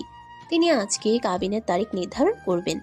খাবার শেষে পাত্রের পরিবার তাদের মাঝে আলাপ আলোচনা করছিল। তখন মেয়ের বাড়ির কেউ উপস্থিত নেই। উজ্জ্বল ভেতরের কক্ষে ডাইনিং টেবিলে বসে একের পর এক একটা পদ সাবার করছে। তার খাওয়ার স্পিড দেখে তাজ্জব বনে গেল রুমু। উজ্জ্বলকে দেখে তার চাচি আর চাচাতো ভাই রাশেদ যে জ্বলে পুড়ে যাচ্ছে, এতেই তার বড় শান্তি লাগছে। খাওয়ার শেষে উজ্জ্বল ওয়াশরুমে গেল। তখনই ওয়াশরুম থেকে বের হতে দেখা গেল পাত্রের বাবাকে। আঙ্কেল, মেয়ে আপনার পছন্দ হয়েছে? জি, মেয়েটা পছন্দ করার মতো। তবে মেয়েটা যে টিকটকে নাচানাচি করে জানেন আপনি? পাত্রের বাবা যেহেতু ধার্মিক, এমন কথা শুনে তাজ্জব বনে গেলেন। মুখ দিয়ে কয়েকবার শুধালেন, আস্তাগফিরুল্লাহ। উজ্জ্বল দ্রুত পকেট থেকে ফোন নিয়ে রুমুর নাচের টিকটক ভিডিও দেখালো। ব্যাস, পাত্রের বাবা মুহূর্তেই সিদ্ধান্ত পাল্টালেন। এই মেয়ের সাথে কিছুতেই তিনি ছেলের বিয়ে দেবেন না। উজ্জ্বলের পরিকল্পনা মোতাবেক রুমুর বিয়েটা ভেঙে গেল। এত ভালো ঘরে বিয়েটা হলো না, তা যে কিছুতেই মানতে পারল না রাশেদ। এই বিয়ে ভাঙার পেছনে যে উজ্জ্বলের হাত আছে তা সে বেশ ভালো করেই জানে। কিন্তু উজ্জ্বলকে খবর দিল কে? রাশেদের সন্দেহ হলো তার বাবার উপর। না চাইতেও আজ বাবা ছেলের কয়েক দফা ঝামেলা করালো। এর মাঝে রাবেয়া ঘোষণা দিয়ে বসলেন রুমুর বিয়ে তার বোনের ছেলের সাথেই হবে, এবং খুব শীঘ্রই এই ব্যাপারে তিনি কারো মতামত চান না। রাতের খাওয়া শেষে সৈয়দ শামসুল একটা বাঙ্গি ফল নিজ হাতে কাটলেন। ঘরের কেউ এই ফল পছন্দ না করলেও তিনি বেশ পছন্দ করেন। বাঙ্গির সিজনে এই ঘরে এক প্রকার বাঙ্গির অত্যাচার চালান তিনি। উজ্জ্বল খাওয়া শেষ করে নিজের কক্ষে ফিরে যায়, কিন্তু শামসুল তাকে আবার ডেকে পাঠায়। ছেলেটা ডাইনিং টেবিলের সামনে আসতেই নজরে আসে থালা ভর্তি বাঙ্গির ছোট ছোট টুকরো। মুহূর্তেই তার মুখটা পাংশুটে বর্ণ ধারণ করে। আব্বা, খবরদার এই বাঙ্গি নিয়ে জোরে জোরে করবা না। অবশ্যই করব। সিজনের ফল খাওয়া কতটা ভালো তুই জানিস? আব্বা, আমার বিয়ের সিজন কবে আসবে? বিয়ে কিন্তু স্বাস্থ্যের জন্য উপকারী। বাঙ্গি খা, তারপর বলবো। বাবা ছেলের বাঘ বেতনটায় মুচকি হাসলেন নার্গিস। স্বামীর মন রক্ষার্থে না চাইতেও তিনি বাঙ্গি খাচ্ছেন। উজ্জ্বল ভোতা মুখে দাঁড়িয়ে আছে। খাবে কি খাবে না ভাবতে ভাবতে শামসুল করা ধমক দিলেন। বাবার ধমকে উজ্জ্বল বাঙ্গি মুখে তুলল। কয়েকবার দাঁতের তলায় পিষতেই বিদঘুটের সাথে গাল ভর্তি সব ফেলে দিল। বিষাদে উজ্জ্বল আহাজারি করে বলে, আপা, বাঙের নিজস্ব কোনো স্বাদ নাই, চাঁদের নিজস্ব কোনো আলো নেই, এই উজ্জ্বল নিজস্ব কোনো বউ নাই। গরমে দিশাহীন জনজীবন, উত্তপ্ত রোদের ঊর্ধ্বশ্বাস অবস্থা। রাতের 2টা বাজতে চলল। উজ্জ্বলের চোখে ঘুম নেই। এই গরমে বউয়ের গুরুত্ব অপরিসীম। এই যে একটা বউ থাকলে হাত পাখার বাতাস করত, বউকে দেখলেই উত্তপ্ত চামড়া শীতল হতো। এসব কি বাবা মা বুঝে না? আশ্চর্য, তারা চায় কি? রুমে ফ্যানের বাতাসে যেন আগুনের গোলা ছুটছে। গরম বাতাসে অতিষ্ঠ হয়ে বাইরে বেরিয়ে এলো ছেলেটা। ছাদে বসে শীতল হাওয়া উপভোগ করতে মন্দ লাগছে না। ছাদের জল চৌকিতে বসে গলা ছেড়ে অনেকক্ষণ যাবৎ গান গাইল। ছোটবেলায় উজ্জ্বলের গানের হাতে খড়ি হয় এলাকার এক বড় ভাইয়ের কাছ থেকে। নিঃসন্দেহে ছেলেটার গলার স্বর ভীষণ সুন্দর। এই গুণের ভাটা পড়ে সৈয়দ শামসুল হকের কাছে। তিনি চান না ছেলে গানে মনোনিবেশ করুক। বাবার অনাগ্রহে গান ছাড়লো উজ্জ্বল। পরে অবশ্য এলাকার সেই বড় ভাই অন্য জেলায় চলে যান। আর বিশেষভাবে গান গাওয়া হয়নি উজ্জ্বলের। মাঝে মাঝে নিজের প্রশান্তির জন্য গায়, তবে খুব কম। আজকের চাঁদটা তার পূর্ণ সৌন্দর্য ঢেলে আকাশের বুকে উঠে বসেছে। তার সৌন্দর্যে ঝলসে যাচ্ছে উজ্জ্বল। চাঁদের আলোয় আলোকিত চাঁদটা কি এক অপরূপ দৃশ্য। উজ্জ্বল আচমকা উঠে বসে। দ্রুত ফোন নিয়ে ভিডিও কল করলো রুমুকে। রাত জেগে সিরিজ দেখছিল রুমু, তাই উজ্জ্বল ভাইয়ের ফোন ধরতে তার সময় লাগলো না। তবে উজ্জ্বল ভাইকে বোকা বানাতে ঘুমের ভান ধরে বলে, উজ্জ্বল ভাই কোনো সমস্যা? বিরাট সমস্যা, বিশাল সমস্যা। কি হয়েছে? এত জালি আবার বলছিস কি হয়েছে? আমি আবার কি করলাম? তুই ঘুমাচ্ছিস না কেন? মাত্র চোখ লেগে এলো, আপনিই তো ফোন করে তুলে দিলেন। ফাজলামি করছিস বেয়াদব বেরি। খবরদার বেডি বলবেন না। আমার একটা নাম আছে, রুমু। ওকে, চুমু। আশ্চর্য, আমার নাম রুমু। তুই দে একটা চুমু। উফ, এবার বলুন তো উজ্জ্বল ভাই রাত জেগে কি করছেন? আজ কার বাড়িতে চুরি করতে গেলেন? তুই রাজ্যে গেছিস কেন? সবচেয়ে বড় কথা, তুই বাইরে কি করছিস? বাইরে? হ্যাঁ, বাইরে। তোর সাহস দেখে অবাক হচ্ছে রমু। আমি আমার রুমে আছি। কি বলেন, আমি বাইরে গেলাম কখন? এখনো তুই বাইরে? এখনো যে আমাকে জানানো বন্ধ কর। উজ্জ্বল ভাই, আমি আমার রুমে। চালাকি করিস? তুই যে বাইরে, আমার কাছে প্রমাণ আছে। সত্যি করে বলুন তো, শুকনাটা খেয়েছেন নাকি ভেজাটা? উজ্জ্বলের ভ্রু কুঁচকে গেল। সন্দিহান স্বরে বলে, ভেজা শুকনো মানে? বুঝতে পারছেন না? একদমই না। উজ্জ্বল ভাই, গাজা আপনাকে খেয়েছে নাকি আপনি গাজাকে খেয়েছেন? তুই কথা বলেছিস কেন? ফাসিল ভাই, তুই বাইরে কি করিস? রুমু বিরক্তে চোখ মুখ কুঁচকে ফেলল। উজ্জ্বল ভাই এবার বাড়াবাড়ি করছেন। আজকাল কি তিনি নেশা পানি খান? রুমু নিজেকে যথেষ্ট শান্ত রেখে বলে, উজ্জ্বল ভাই, আমি নিজের রুমে আছি। আপনি কি দেখতে পাচ্ছেন না? অন্ধকারে রুমের লাইট অফ। কিন্তু এই যে তুই অন্ধকার আকাশে একটু আলো হয়ে চলছিস। উজ্জ্বল ফোনের ক্যামেরাটা ঘুরিয়ে চাঁদের দিকে ধরল। রুমুর কুঁচকে থাকা ঠোঁটটা এক চিলতে হাসিতে প্রসারিত হলো। সেই সাথে হাসলো উজ্জ্বল নিজেও। উজ্জ্বলের গলার স্বরটা দমে গেল, মিহিয়ে গেল মুহূর্তেই। আবহাওয়াটা কেমন যেন প্রেম প্রেম ঠেকলো রুমুর কাছে। ফোনটা অন্যায় চেপে দ্রুত জানালা খুলল সে। অন্ধকার আকাশে মস্ত বড় চাঁদটা দেখে নিঃশব্দে হাসলো। রমু, ওঠ, জানলা খুলে চারটা দেখ। পাগলের প্রলাপ বকবেন না তো উজ্জ্বল ভাই। এই রাতে জানালা খুলে চাঁদ দেখবো? আমি পাগল নাকি? আপনার মতো চোরেরা যদি আমার জানালার শিক কেটে চলে আসে? তুই আমার কথা রাখবি না? একদম না। উজ্জ্বল চুপসে গেল। বেচারা উজ্জ্বল জানলই না রুমু জানালা খুলে চাঁদটাকে দেখছে। দুজন দুদিকে, অথচ একটা চাঁদকে অবলোকন করছে মুগ্ধতা নিয়ে। নীরবতা ছিন্ন করে উজ্জ্বল বলে, রমু, গান ছেড়ে দিয়েছে, কাউকে তুই শোনাই না। তুই আমার গান শুনবি? তোকে গান শোনাতে ইচ্ছে করছে। উজ্জ্বল ভাইয়ের নিঃসংকোচ আবদার। রুমু এ আবদার ফেলবে কি করে? তাছাড়া উজ্জ্বল ভাইয়ের গান শোনা হয়নি অনেকটা মাস কেটেছে। উজ্জ্বল ভাই শুরু করুন, আমার ঘুম পাচ্ছে। আচ্ছা, গানটা শুনে ঘুমিয়ে যা। বিয়ের পর তোর ঘুম হারাম করতে আছি আমি। কেন, কি করবেন রাত জেগে? আমাকে সঙ্গে নিয়ে চুরি করতে যাবেন? যাবো না কোথাও। এখন এসে বলতে ইচ্ছা করছে না। রাতে এসে বলা ঠিক নয়। আমি আবার তার ছেড়ে কন্ট্রোললেস। কন্ট্রোল হারিয়ে বলতে যায় না, পরে এক্ষুনি বিয়ে করে ফেলবো। রুমু ঠোঁট চেপে হাসে। উজ্জ্বল কিয়ৎক্ষণ চুপ থেকে গান ধরে। উজ্জ্বল ভাই, আপনি তো সাঁতার পারেন না, প্লিজ ডুবে যাবেন না। ডুবে গেলে আপনার মতো হাতি আকৃতির দেহটাকে তুলবে কে? প্লিজ ঘুমিয়ে যান, আর আমাকেও ঘুমোতে দিন। আবেগের জল ঢেলে রুমু ফোনটা কেটে দিল। বুকের ভেতরটা ধক করে উঠল উজ্জ্বলের। এভাবে তার ভালোবাসাকে প্রত্যাখ্যান করছে। মেজাজটা প্রচন্ড গরম হলো উজ্জ্বলের। এই মেয়ের কি ভালো কথা সহ্য হয় না? এভাবে চললে প্রেম হবে কি করে? প্রেম না হলে বিয়ে হবে না। বিয়ে না হলে রোম্যান্স হবে না, আর রোম্যান্স না হলে বাচ্চা হবে না, বাচ্চা না হলে উজ্জ্বল বাপ হবে না, বাপ না হলে আর কিছু মাথায় এলো না উজ্জ্বলের। প্রচন্ড জেদ নিয়ে পায়চারি শুরু করলো সে। বেচারা বিড়বিড় করে বলে, একে তো গরম, তার উপর আমার মাথা গরম। আজ কলেজে গেল না রুমু। ভাবির সাথে টুকটাক কাজ সামলে নিজের কক্ষে ফিরল সে। এখনো সকালে নাস্তা খাওয়া বাকি। কাজের লোক রহিমা আজ আসতে পারেনি, তার নাকি ভীষণ জ্বর। সব মিলিয়ে সংসারের বাড়তি কাজ পড়েছে পরিবারের সবার ভাগে। প্রচন্ড গরমে রান্নাঘরে দাঁড়িয়ে থেকে ঘেমে একাকার রুমু। দ্রুত হাত মুখ ধুয়ে ফোনটা হাতে নিল সে। আচমকা পেছন থেকে কেউ জড়িয়ে ধরতেই কেঁপে উঠল মেয়েটা। শরীর ঘোরানোর আগে দুহাত পেঁচিয়ে ধরে তার পেট। অচেনা পুরুষালী হাতের ছোঁয়ায় কেঁপে ওঠে রুমুর সর্বাঙ্গ। কিছু বুঝে ওঠার আগে তার ঘাড়ে অজ্ঞাত ব্যক্তিটি থুতনি রাখে। কেমন আছো কিউটি? হিমেল ভাই। সর্বাঙ্গ কেঁপে উঠল মেয়েটার। দ্রুত নিজেকে ছাড়াতে নিলে হিমেলের ছোঁয়া ক্রমশ গভীর হয়। ছোটাছুটি করছো কেন? কতদিন পর তোমার দেখা পেলাম। অনেক চেঞ্জ হয়েছ, যতটা ভেবেছিলাম তার থেকে অনেক আকর্ষণীয় হয়ে গেছো। দেহের সর্বশক্তি দিয়ে হিমেলকে ধাক্কা দিল রুমু। মেয়েটার শরীর থরথর করে কাঁপছে, ধর ধর করে ঘাম ঝরছে কপল বেয়ে। তীব্র ঝাঁঝালো গলায় রুমু বলে, আপনি অনুমতি ছাড়া আমার রুমে কি করছেন? আর কিছুটা সময়, এরপর এটা আমারও রুম হবে। মানে? তুমি জানো না? কি জানবো? রুমু অবাক হয়। সে কি জানবে? হিমেল কি বলছে? আপনি কথা কেন বলছেন না? কি জানবো আমি? তোমার আমার বিয়ে ঠিক, তুমি জানো না? কালকেই তো বিয়ে। বিয়ে? কই, সে তো জানে না। কবে ঠিক হলো বিয়ে? এত তাড়াতাড়ি বাবা মা সিদ্ধান্ত নিয়ে নিল, অথচ তাকে কিছুই জানালো না। তার বিয়ে তাকেই জানালো না। প্রচন্ড রাগ হলো রুমুর। হিমেলের দিকে তাকিয়ে হিসিয়ে বলে, আপনার মতো ছেলেকে বিয়ে করার চাইতে অবিবাহিত থাকা অনেক ভালো। তাই নাকি? তা আছে নাকি কেউ? কে থাকবে? প্রেমিক? সরুন সামনে থেকে, আপনার মুখ দেখতেও আমার বিরক্ত লাগে। শোনো, বিয়ের আগে ওইসব একটু একটু হয়, ব্যাপার না।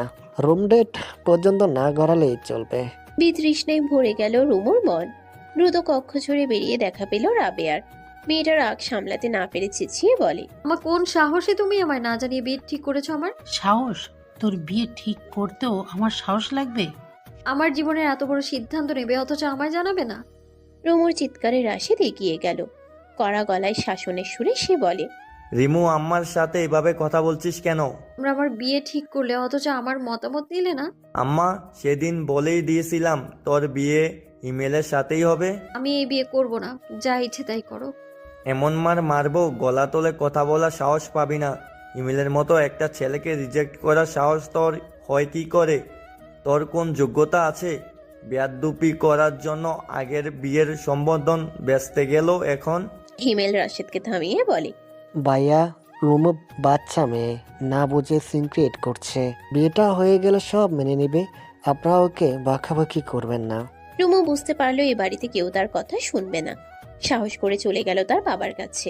সৈয়দ ইসমাইল তখন কপালে হাত ঠেকিয়ে শুয়ে আছেন। রুমের বাইরে যে মেয়ের চিৎকার চেঁচামেচি করছিল সবটাই শুনেছেন তিনি। রুমু চট জলদি বাবার মুখোমুখি দাঁড়ালো। বাবাকে ভীষণ ভয় পায় সে। বাবার সাথে সম্পর্কটা খুব বেশি সহজ নয়। মেয়েটা সাহস নিয়ে বলে, আমি এই বিয়ে করব না আব্বা। জানি। তুমি কিছু বলছো না কেন?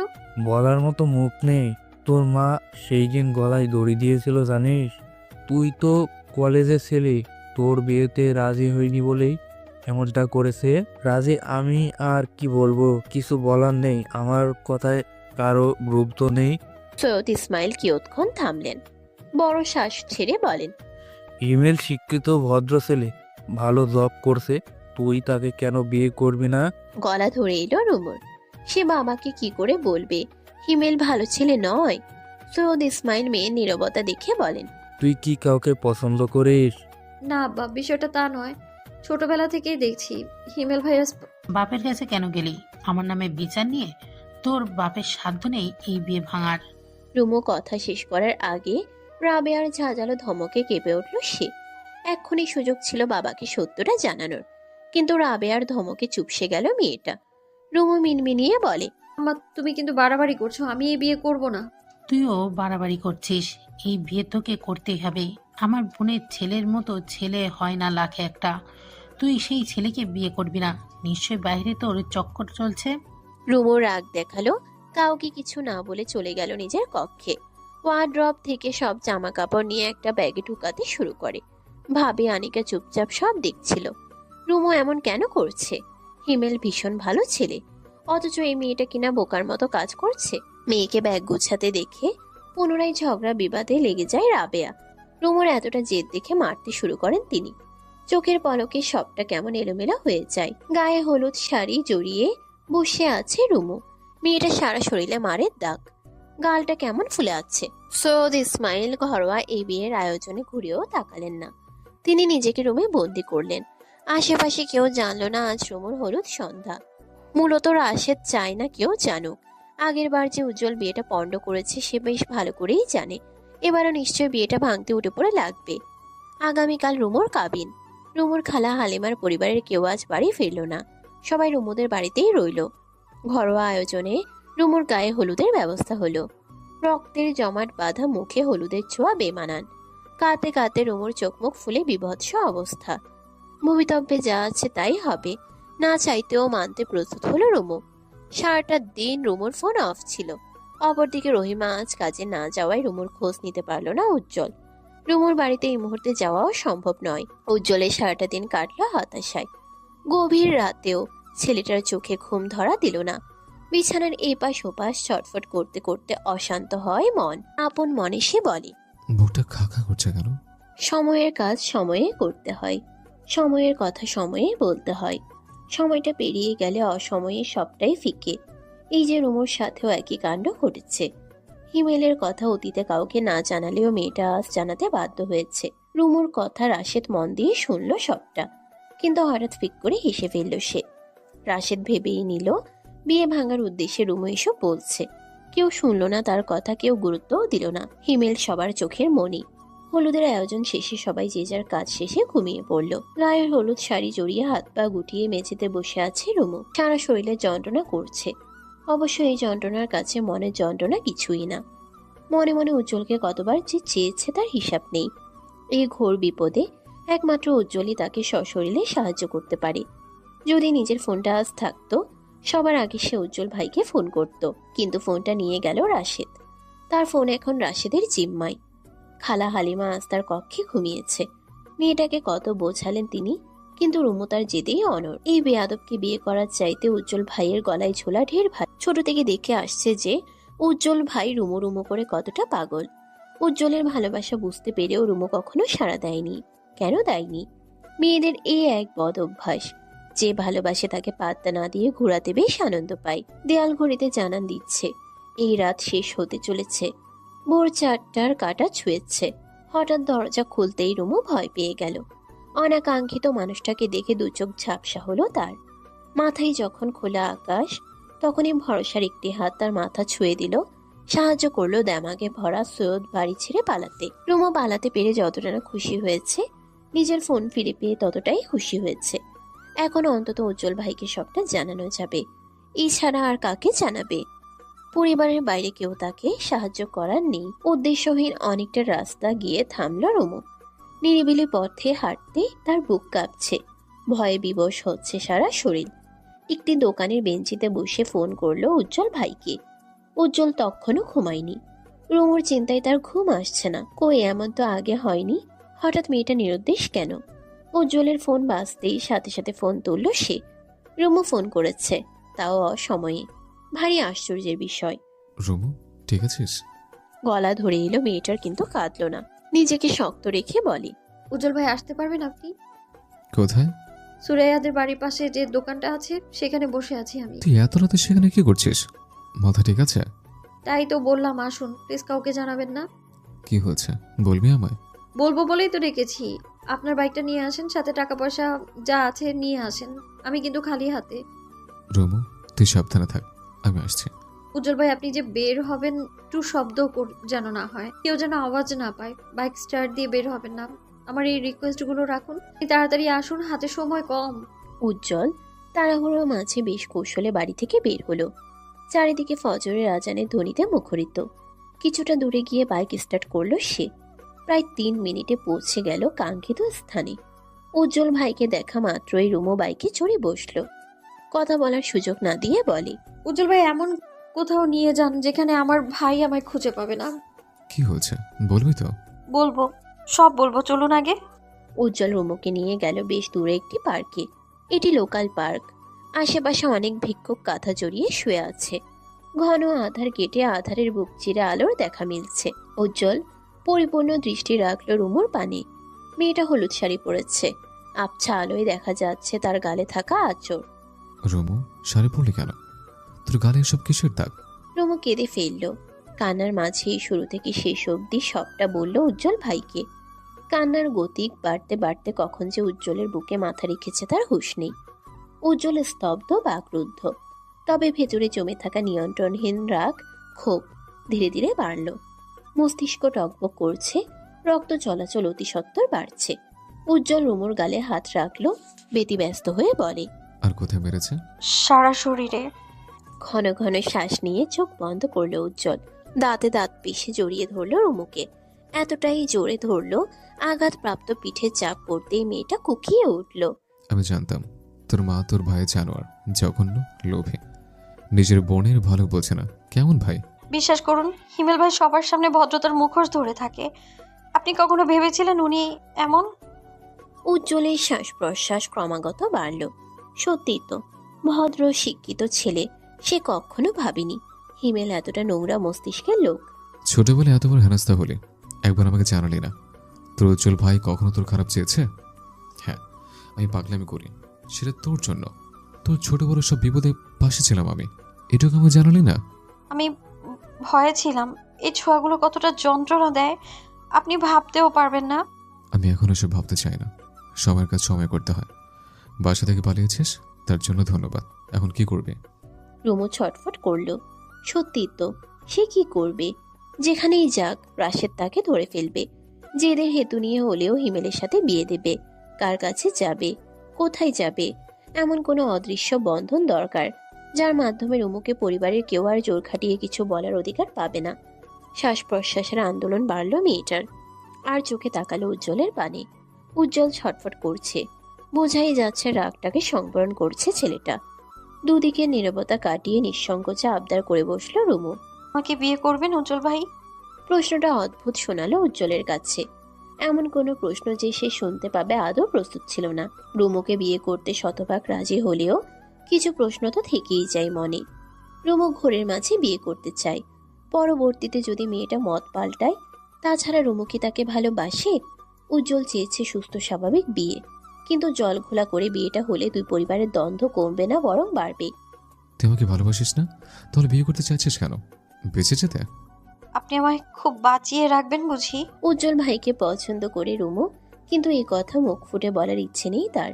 এই বিপদেও চিকন বুদ্ধি কাজে লাগিয়ে চলেছে সে। একবার যদি উজ্জ্বল ভাই জানে সে তাকে পছন্দ করে, তবে মাথায় নুন মরিচের কোটা রেখে বড়ই খাবে। বিয়ে কি বললেই হয়ে গেল? নিজের ভরণ পোষণের ভার যে ছেলে সামলাতে পারে না, সেই ছেলে আবার আরেকটা মেয়ের দায়িত্ব নেবে? এই সমাজে বেকার ছেলেদের বিয়ে করা অপরাধ। শুধু অপরাধ নয়, ঘোর অপরাধ। কেউ কখনো সরল চোখে ব্যাপারটা দেখতে নারাজ। উজ্জ্বল কিয়ৎক্ষণ পাইচারি করল। উজ্জ্বলের দ্বিধাদ্বন্দ্ব মুখখানি দেখে রুমু বলে, উজ্জ্বল ভাই, আপনি কি বিয়েতে রাজি না? এমন মনে হলো কেন? বিয়ে করবেন কিনা বলে দিন, আর না হয় আমাকে তাড়াতাড়ি বাসে তুলে দিন। আমি রাজশাহী মামার কাছে চলে যাব। পারবি যেতে? ওকে, উঠে বস। তোকে বাসে তুলে দিচ্ছে, সাথে কিছু টাকাও দিয়ে দিব, চিন্তা করিস না। হতভম্ব হয়ে গেল রুমু। সে তো এসেছিল উজ্জ্বলের ভরসায়, অথচ উজ্জ্বল তীরে এসে তরি ডুবিয়ে দিল। উজ্জ্বলের এসব নাটক ছিল? সে ভালোবাসেনি রুমুকে। রুমুর দু চোখ ঝাপসা হলো। মনে মনে উজ্জ্বলকে দিল অভিশাপ।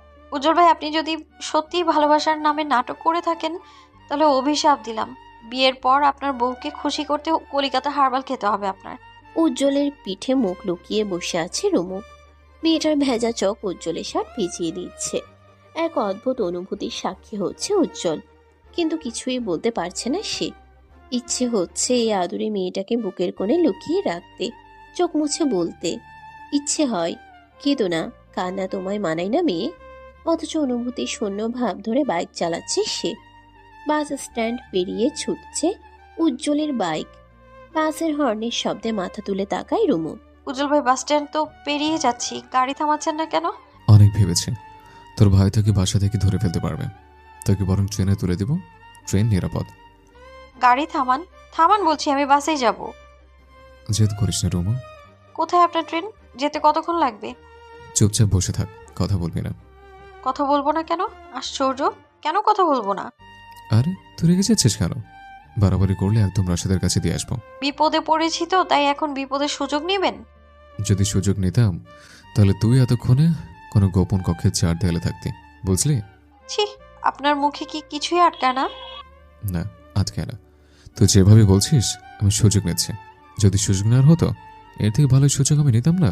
আপনার কোনো কথাই শুনতে চাই না আমি। তাড়াতাড়ি আমার বাসে, ট্রেনে, লঞ্চে যেখানে পারেন তুলে দিন। চুপচাপ বসে থাক, বেশি বাড়াবাড়ি করলে জমের মুখে তুলে দেব। রুমু চুপসে গেল, কান্না পেল বহুগুণ। পুনরায় উজ্জ্বলের পিঠে মুখ গুজে কাঁদতে থাকলো সে। সময় পেরিয়ে গেল আরো আধা ঘন্টা, অথচ কোথায় রেল স্টেশন, কোথায় কি? রুমু আজ করলো স্থানটা তার অচেনা। এটা তো তার শহর নয়, এটা আরেক শহর। ব্যস্ত জনজীবন, হাইওয়ে রোডে স্পিডে ছুটছে উজ্জ্বল। উজ্জ্বলের পেট ছেড়ে বসলেই যেন উড়ে যাবে রুমু। ভোরের আলো পূর্ণ হয়েছে, চারিদিকে পাখিদের কিচিরমিচির মুগ্ধ হয়ে শুনছে রুমু। আশেপাশে বিলবোর্ড খুঁজল রুমু, কিন্তু কোথাও জ্যাম লাগেনি যে পড়তে পারবে কোথায় আছে সে। উজ্জ্বল ভাই, রেল স্টেশন কোথায়? আর অল্প ডার্লিং। আপনার মুখে এইসব শুনতে আমার জঘন্য লাগে, বেয়াদব লোক একটা। উজ্জ্বল হাসে, সে হাসি অবশ্য রুমুর অগোচরে। এই জঘন্য লোকে বিয়ে করতে চাইছিলে? রুমু প্রত্যুত্তর করার আগে উজ্জ্বল বাইক থামায় একটি 10 তলা বিল্ডিং এর সামনে। রুমু মাথা তুলে তাকায়, বেশ সুন্দর একটি ভবন। আলিশান গেটের আড়ালে একজন দারোয়ানের পা দেখা যাচ্ছে। উজ্জ্বল ভাই, এখানে এলাম কেন? কথা না আবার চুপচাপ আয়। না, যাবো না আপনার সাথে, বেয়াদব বদলোক। বাড়াবাড়ি করিস না। করবো বাড়াবাড়ি? যখনই বিয়ের কথা তুললাম তখনই তো আসল রূপটা দেখিয়ে দিলেন। উজ্জ্বল ভাই, আল্লাহর কাছে বিচার দিলাম, ভালোবাসার নামে যে আপনি আমার সাথে নাটকটা করলেন, আপনার বংশের বাত্তি নিভে যাবে। মানে বুঝতে পারছেন, উজ্জ্বলের উজ্জ্বলতা কমে যাবে। এই, আমার বংশের পাতে নিবে মানে? তুই এই উজ্জ্বলকে চিনিস না? একবার বিয়েটা হোক, ঘরে বউ আসুক, বছর একটা করে ছক্কা পড়বে, দেখে নেবে। আমার দেখার দরকার নেই। উজ্জ্বল ভাই, আপনি যদি সত্যি ভালোবাসার নামে নাটক করে থাকেন তাহলে অভিশাপ দিলাম আমি আপনাকে। বিয়ের পর আপনার বউকে খুশি করতে কলিকাতা হারবাল খেতে হবে আপনাকে। কলিকাতা হারবাল? এত বড় অভিশাপ? উজ্জ্বল তাজ্জব বনে তাকিয়ে রইল রুমুর পানে। ভিতরে ভেতরে রাগে ফুলে ফেপে উঠল সে। তুই কাকে কি ওসব দিলে, নিজে জানিস না? উজ্জ্বল খপ করে রুমুর হাতটা ধরল, দ্রুত তাকে টেনে নামালো বাইক থেকে। চল, তোকে প্র্যাকটিক্যালি বোঝাতে চাই কলকাতা হারবালের প্রয়োজন আছে কি নাই। রুমু ভরকে গেল। উজ্জ্বলকে রাগিয়ে দেওয়া উচিত হয়নি। গেটের দারোয়ান উজ্জ্বলকে দেখে ঠিকই চিনতে পারল। এই ছেলে মাঝে মাঝেই আসে, কিন্তু উজ্জ্বলের পাশে মেয়েটাকে? দারোয়ানের সন্দিহান দৃষ্টিতে উজ্জ্বল বাঁকা হেসে বলে, ইয়াং ছেলে এইভাবে তাকিয়ে আছো কেন? অন্যের বোর দিকে বিয়ে করেছো? তোমার কি কলকাতা হারবালের প্রয়োজন আছে? বোঝাতে চাইছি কলকাতা হারবাল চেনো? তোমার কি প্রয়োজন আছে? মানে ওষুধটা কতটুকু কার্যকর জানতে চাইছে। যদি কার্যকর না হয় অন্য প্রোডাক্টের খোঁজ নিতে হবে। উজ্জ্বল রুমুকে টেনে নিয়ে গেল। লিফটে উঠে রুমুর হাত ছাড়ল সে। দুজনেই তখন হাঁপাচ্ছে। এখানে কেন এনেছি জানিস? উর্মি আবুর বাসা। ভেবেছিলাম আপুর সাথে আলোচনা করে সিদ্ধান্ত নেব বিয়েটাকে এখন করব নাকি পরে। তুই এখানে কয়েকদিন গা ঢাকা দিয়ে থাকবে। তুই যেহেতু আমার ভালোবাসার প্রশ্ন তুললে, আবার আমাকে সাংঘাতিক অভিশাপ দিলে, তখন আজকেই তোকে বিয়ে করব। প্র্যাকটিক্যালি বুঝাবো হারবালের প্রয়োজন আছে কি নাই। ভাই, আমি তো মজা করেছি। তুই আমার মেইন পয়েন্ট আঘাত দিয়েছিস। এবার রিডিং ফিডিং পরে কাজ নেই, যা হবে প্র্যাকটিক্যালি হবে। রুমু ভয় পেল। কোণঠাসা হয়ে মেয়েটা হু হু করে কেঁদে উঠল। উজ্জ্বল তার কান্নায় পাত্তা দিল না, চোখ রাঙিয়ে বলে, এই কাঁদবি না। এমন একটা ভাব করছিস যেন তোকে তুলে নিয়ে এসছে, অথচ তুই নিজে আমাকে তুলে এনেছিস। রুমু হতভম্ব হয়ে গেল, কান্না থামিয়ে বলে, আমি তুলে আনলাম কখন? তুই বলে আমি বাড়ি থেকে বেরিয়েছি, সেখান থেকে তোকে নিয়ে এখানে চলে এসেছে, মানে তুই আমাকে তুলে এনেছিস। আপনার কথায় কোনো যুক্তি খুঁজে পাচ্ছি না উজ্জ্বল ভাই। আমার লজিকে যুক্তি আছে, তুই এসব বুঝবি না, চুপ থাক। তর্কাতর্কির মাঝে লিফট থামলো 8 তলায়। দুজন গিয়ে দাঁড়ালো একটি দরজার সামনে। বেশ কয়েকবার বেল বাজাতেই দরজা খুলল একটি ছেলে। ছেলেটা চোখ কষলে তাকালো উজ্জ্বলের পানে। উজ্জ্বল, সাত সকালে তুমি? তাড়াতাড়ি এসেছে বলে কি আপনার আফসোস হচ্ছে দুলা ভাই? সকালে নাস্তা খাওয়াতে হবে বলে কি টাসকে খেয়ে গেছেন? আশ্চর্য, তুমি আমাকে সবসময় এমনভাবে ট্রিট করো যেন আমি এ জগিংয়ের মহান কঞ্জুস। তা না তো কি দুলা ভাই, বিয়ের ঘটনা আমি বলে নাই, ঠিক খোটাতেও ছাড়ি নাই। যাই হোক, আসসালামু আলাইকুম। এতক্ষণে সালাম। আচ্ছা, আমিও না হয় জবাবটা আরো কিছুক্ষণ বাদে দেবো। তা পাশের মেয়েটাকে? আমার বউ, চাচাতে বউ। চাচাতো বউ মানে? চাচাতো বোন ছিল, এখন চাচাতে বউ হয়ে গেছে। তামিম অবাক হয়ে তাকিয়ে আছে উজ্জ্বলের কথা, তার মাথায় ঢুকছে না।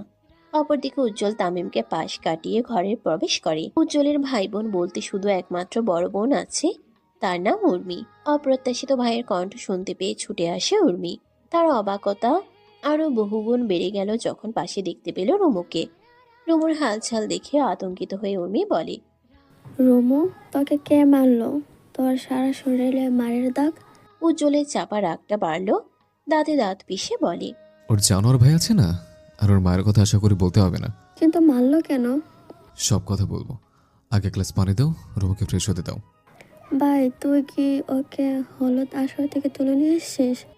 অদ্ভুত, এমন কেন মনে হলো তোমার? না মানে এই শ্বাস পোশাকে। তুলে আনার হলে আগে আনতাম। যাই হোক, কথা না বাড়িয়ে যা বললাম তা করো। উর্মির এক সেট জামা দিয়ে রুমুকে পাঠিয়ে দেওয়া হলো গোসল করতে। অপরদিকে উজ্জ্বল রুমুর ব্যাপারে সবটা খুলে বলল। বিয়ের প্রসঙ্গ তুলতেই বাদ সাধল উর্মি। সে চায় না একমাত্র ভাইয়ের বিয়েটা বাবা মা ছাড়া হোক। প্রায় আধা ঘন্টা যাবৎ ভাই বোনের বাঘ বেতনটাই চলল। উজ্জ্বল আপোষ মানতে নারাজ। আজকেই বিয়ে হবে যে করে হোক, তবে মা বাবাকে এই মুহূর্তে জানানো যাবে না, বিয়ের পর জানানো হবে। উজ্জ্বলের জোড়াজোড়ির কাছে হেরে উর্মি রাজি হলো বিয়েটা হোক। রুমুকে নিয়ে কারো কোনো মাথা ব্যথা নেই, কিন্তু তার পরিবার একবার জানতে পারলে তাণ্ডব শুরু করবে। সকাল বাজে প্রায় 7টা। উজ্জ্বল তার দুই বন্ধুকে আসতে বলল। কাউকে কিছু না জানিয়ে তারাও রওনা হলো। তামিম আজ অফিসে যায়নি, মূলত উজ্জ্বল তাকে যেতে দেয়নি। তার দায়িত্ব যে করে হোক কাজে খুঁজে বের করতে হবে, সে যে করেই হোক বের করতেই হবে। হঠাৎ বিয়ের তোড়জোড় দেখে ভয় লাগলো রুমুর। ঘুরে পড়ে সে বিয়েতে রাজি হয়েছে, কিন্তু এরপর কি হবে? বাংলা সিনেমার মতো উজ্জ্বল ভাই বিয়ের পর যদি মুখোশ পাল্টে ফেলে, তিনি যদি বলেন বিয়েটা প্রতিশোধ স্বরূপ করেছেন, তখন কি হবে? এসব ভাবতে ভাবতে নাকে এলো ঘি দিয়ে পরোটা ভাজার সুঘ্রাণ। রুমু ভেজা চুল থেকে গামছা সরিয়ে উর্মিকে বলে, তোমার ভাই ইদানিং বাড়াবাড়ি করছিল, তাই। আমার ভাই ইদানিং না আগের থেকে বাড়াবাড়ি করছিল, তোর হয়তো চোখে পড়ে নাই। আজ তোর হাতে দিব তুলে আমার ভাইকে, দেখবো কতটা সামনে রাখতে পারিস। উজ্জ্বল ভাইকে সামলানো যায়? এই ভাই ডাকা একদম বন্ধ। তবে জানিস আমার বই হচ্ছে, বিয়ের কথা শুনে চাচা চাচি কি যে করবে। কলিং বেলের শব্দে ছুটে গিয়ে দরজা খুলল উর্মি। উজ্জ্বল এসেছে, হাতে কিছু প্যাকেট। বোঝাই যাচ্ছে টুকটাক শপিং করেছে। মিষ্টির প্যাকেট নিয়ে দাঁড়িয়ে আছে উজ্জ্বলের বন্ধু সিয়াম এবং দীপু। উর্মি সবাইকে বসতে দিয়ে রান্নাঘরে যায়। উজ্জ্বল রুমুকে রান্নাঘরে দেখতে পেয়ে আদেশি সুরে বলে, এ হারবাল, আমার পেছন পেছন আয়, কথা আছে। হারবাল এই নামে কেউ কাউকে ডাকে? গেস্ট রুমে প্রবেশ করতে করতে দ্রুত দরজা বন্ধ করলো উজ্জ্বল। রুমু প্রতিবাদ জানিয়ে বলে, হারবাল কোনো নাম হলো? বকবক করো না ডার্লিং। শোনো, আমার সামর্থ্য অনুযায়ী তোমার বিয়ের শাড়ি কিনলাম, আর আমার জন্য পাঞ্জাবি। শাড়িটা খুব বেশি দামি না, মাত্র 2700 টাকা নিলাম। এত সুন্দর করে উজ্জ্বল বুঝিয়ে বলল। রুমু মুগ্ধ হয়ে শুনছিল। খুব সুন্দর একটি লাল শাড়ি আর উজ্জ্বলের সাদা পাঞ্জাবি। শিরায় উপশিরায় অনুভূতিরা কানায় কানায় পূর্ণ হলো। উজ্জ্বল শাড়িটা জড়িয়ে দিল রুমুর মাথায়। এই তো লাগছে আমার বউ। উজ্জ্বল যখন বিয়ের প্রস্তুতিতে ব্যস্ত, তখন তাকে হন্য হয়ে খুঁজছে রাশেদ। সে জানে উজ্জ্বল ছাড়া রুমুকে নিয়ে যাওয়ার মতো সাহস আর কারণেই। রাশেদের সন্দেহের তীর যখন সঠিক স্থানে পড়েছে, তখন এই বিয়ে আদৌ হয় কিনা কে জানে।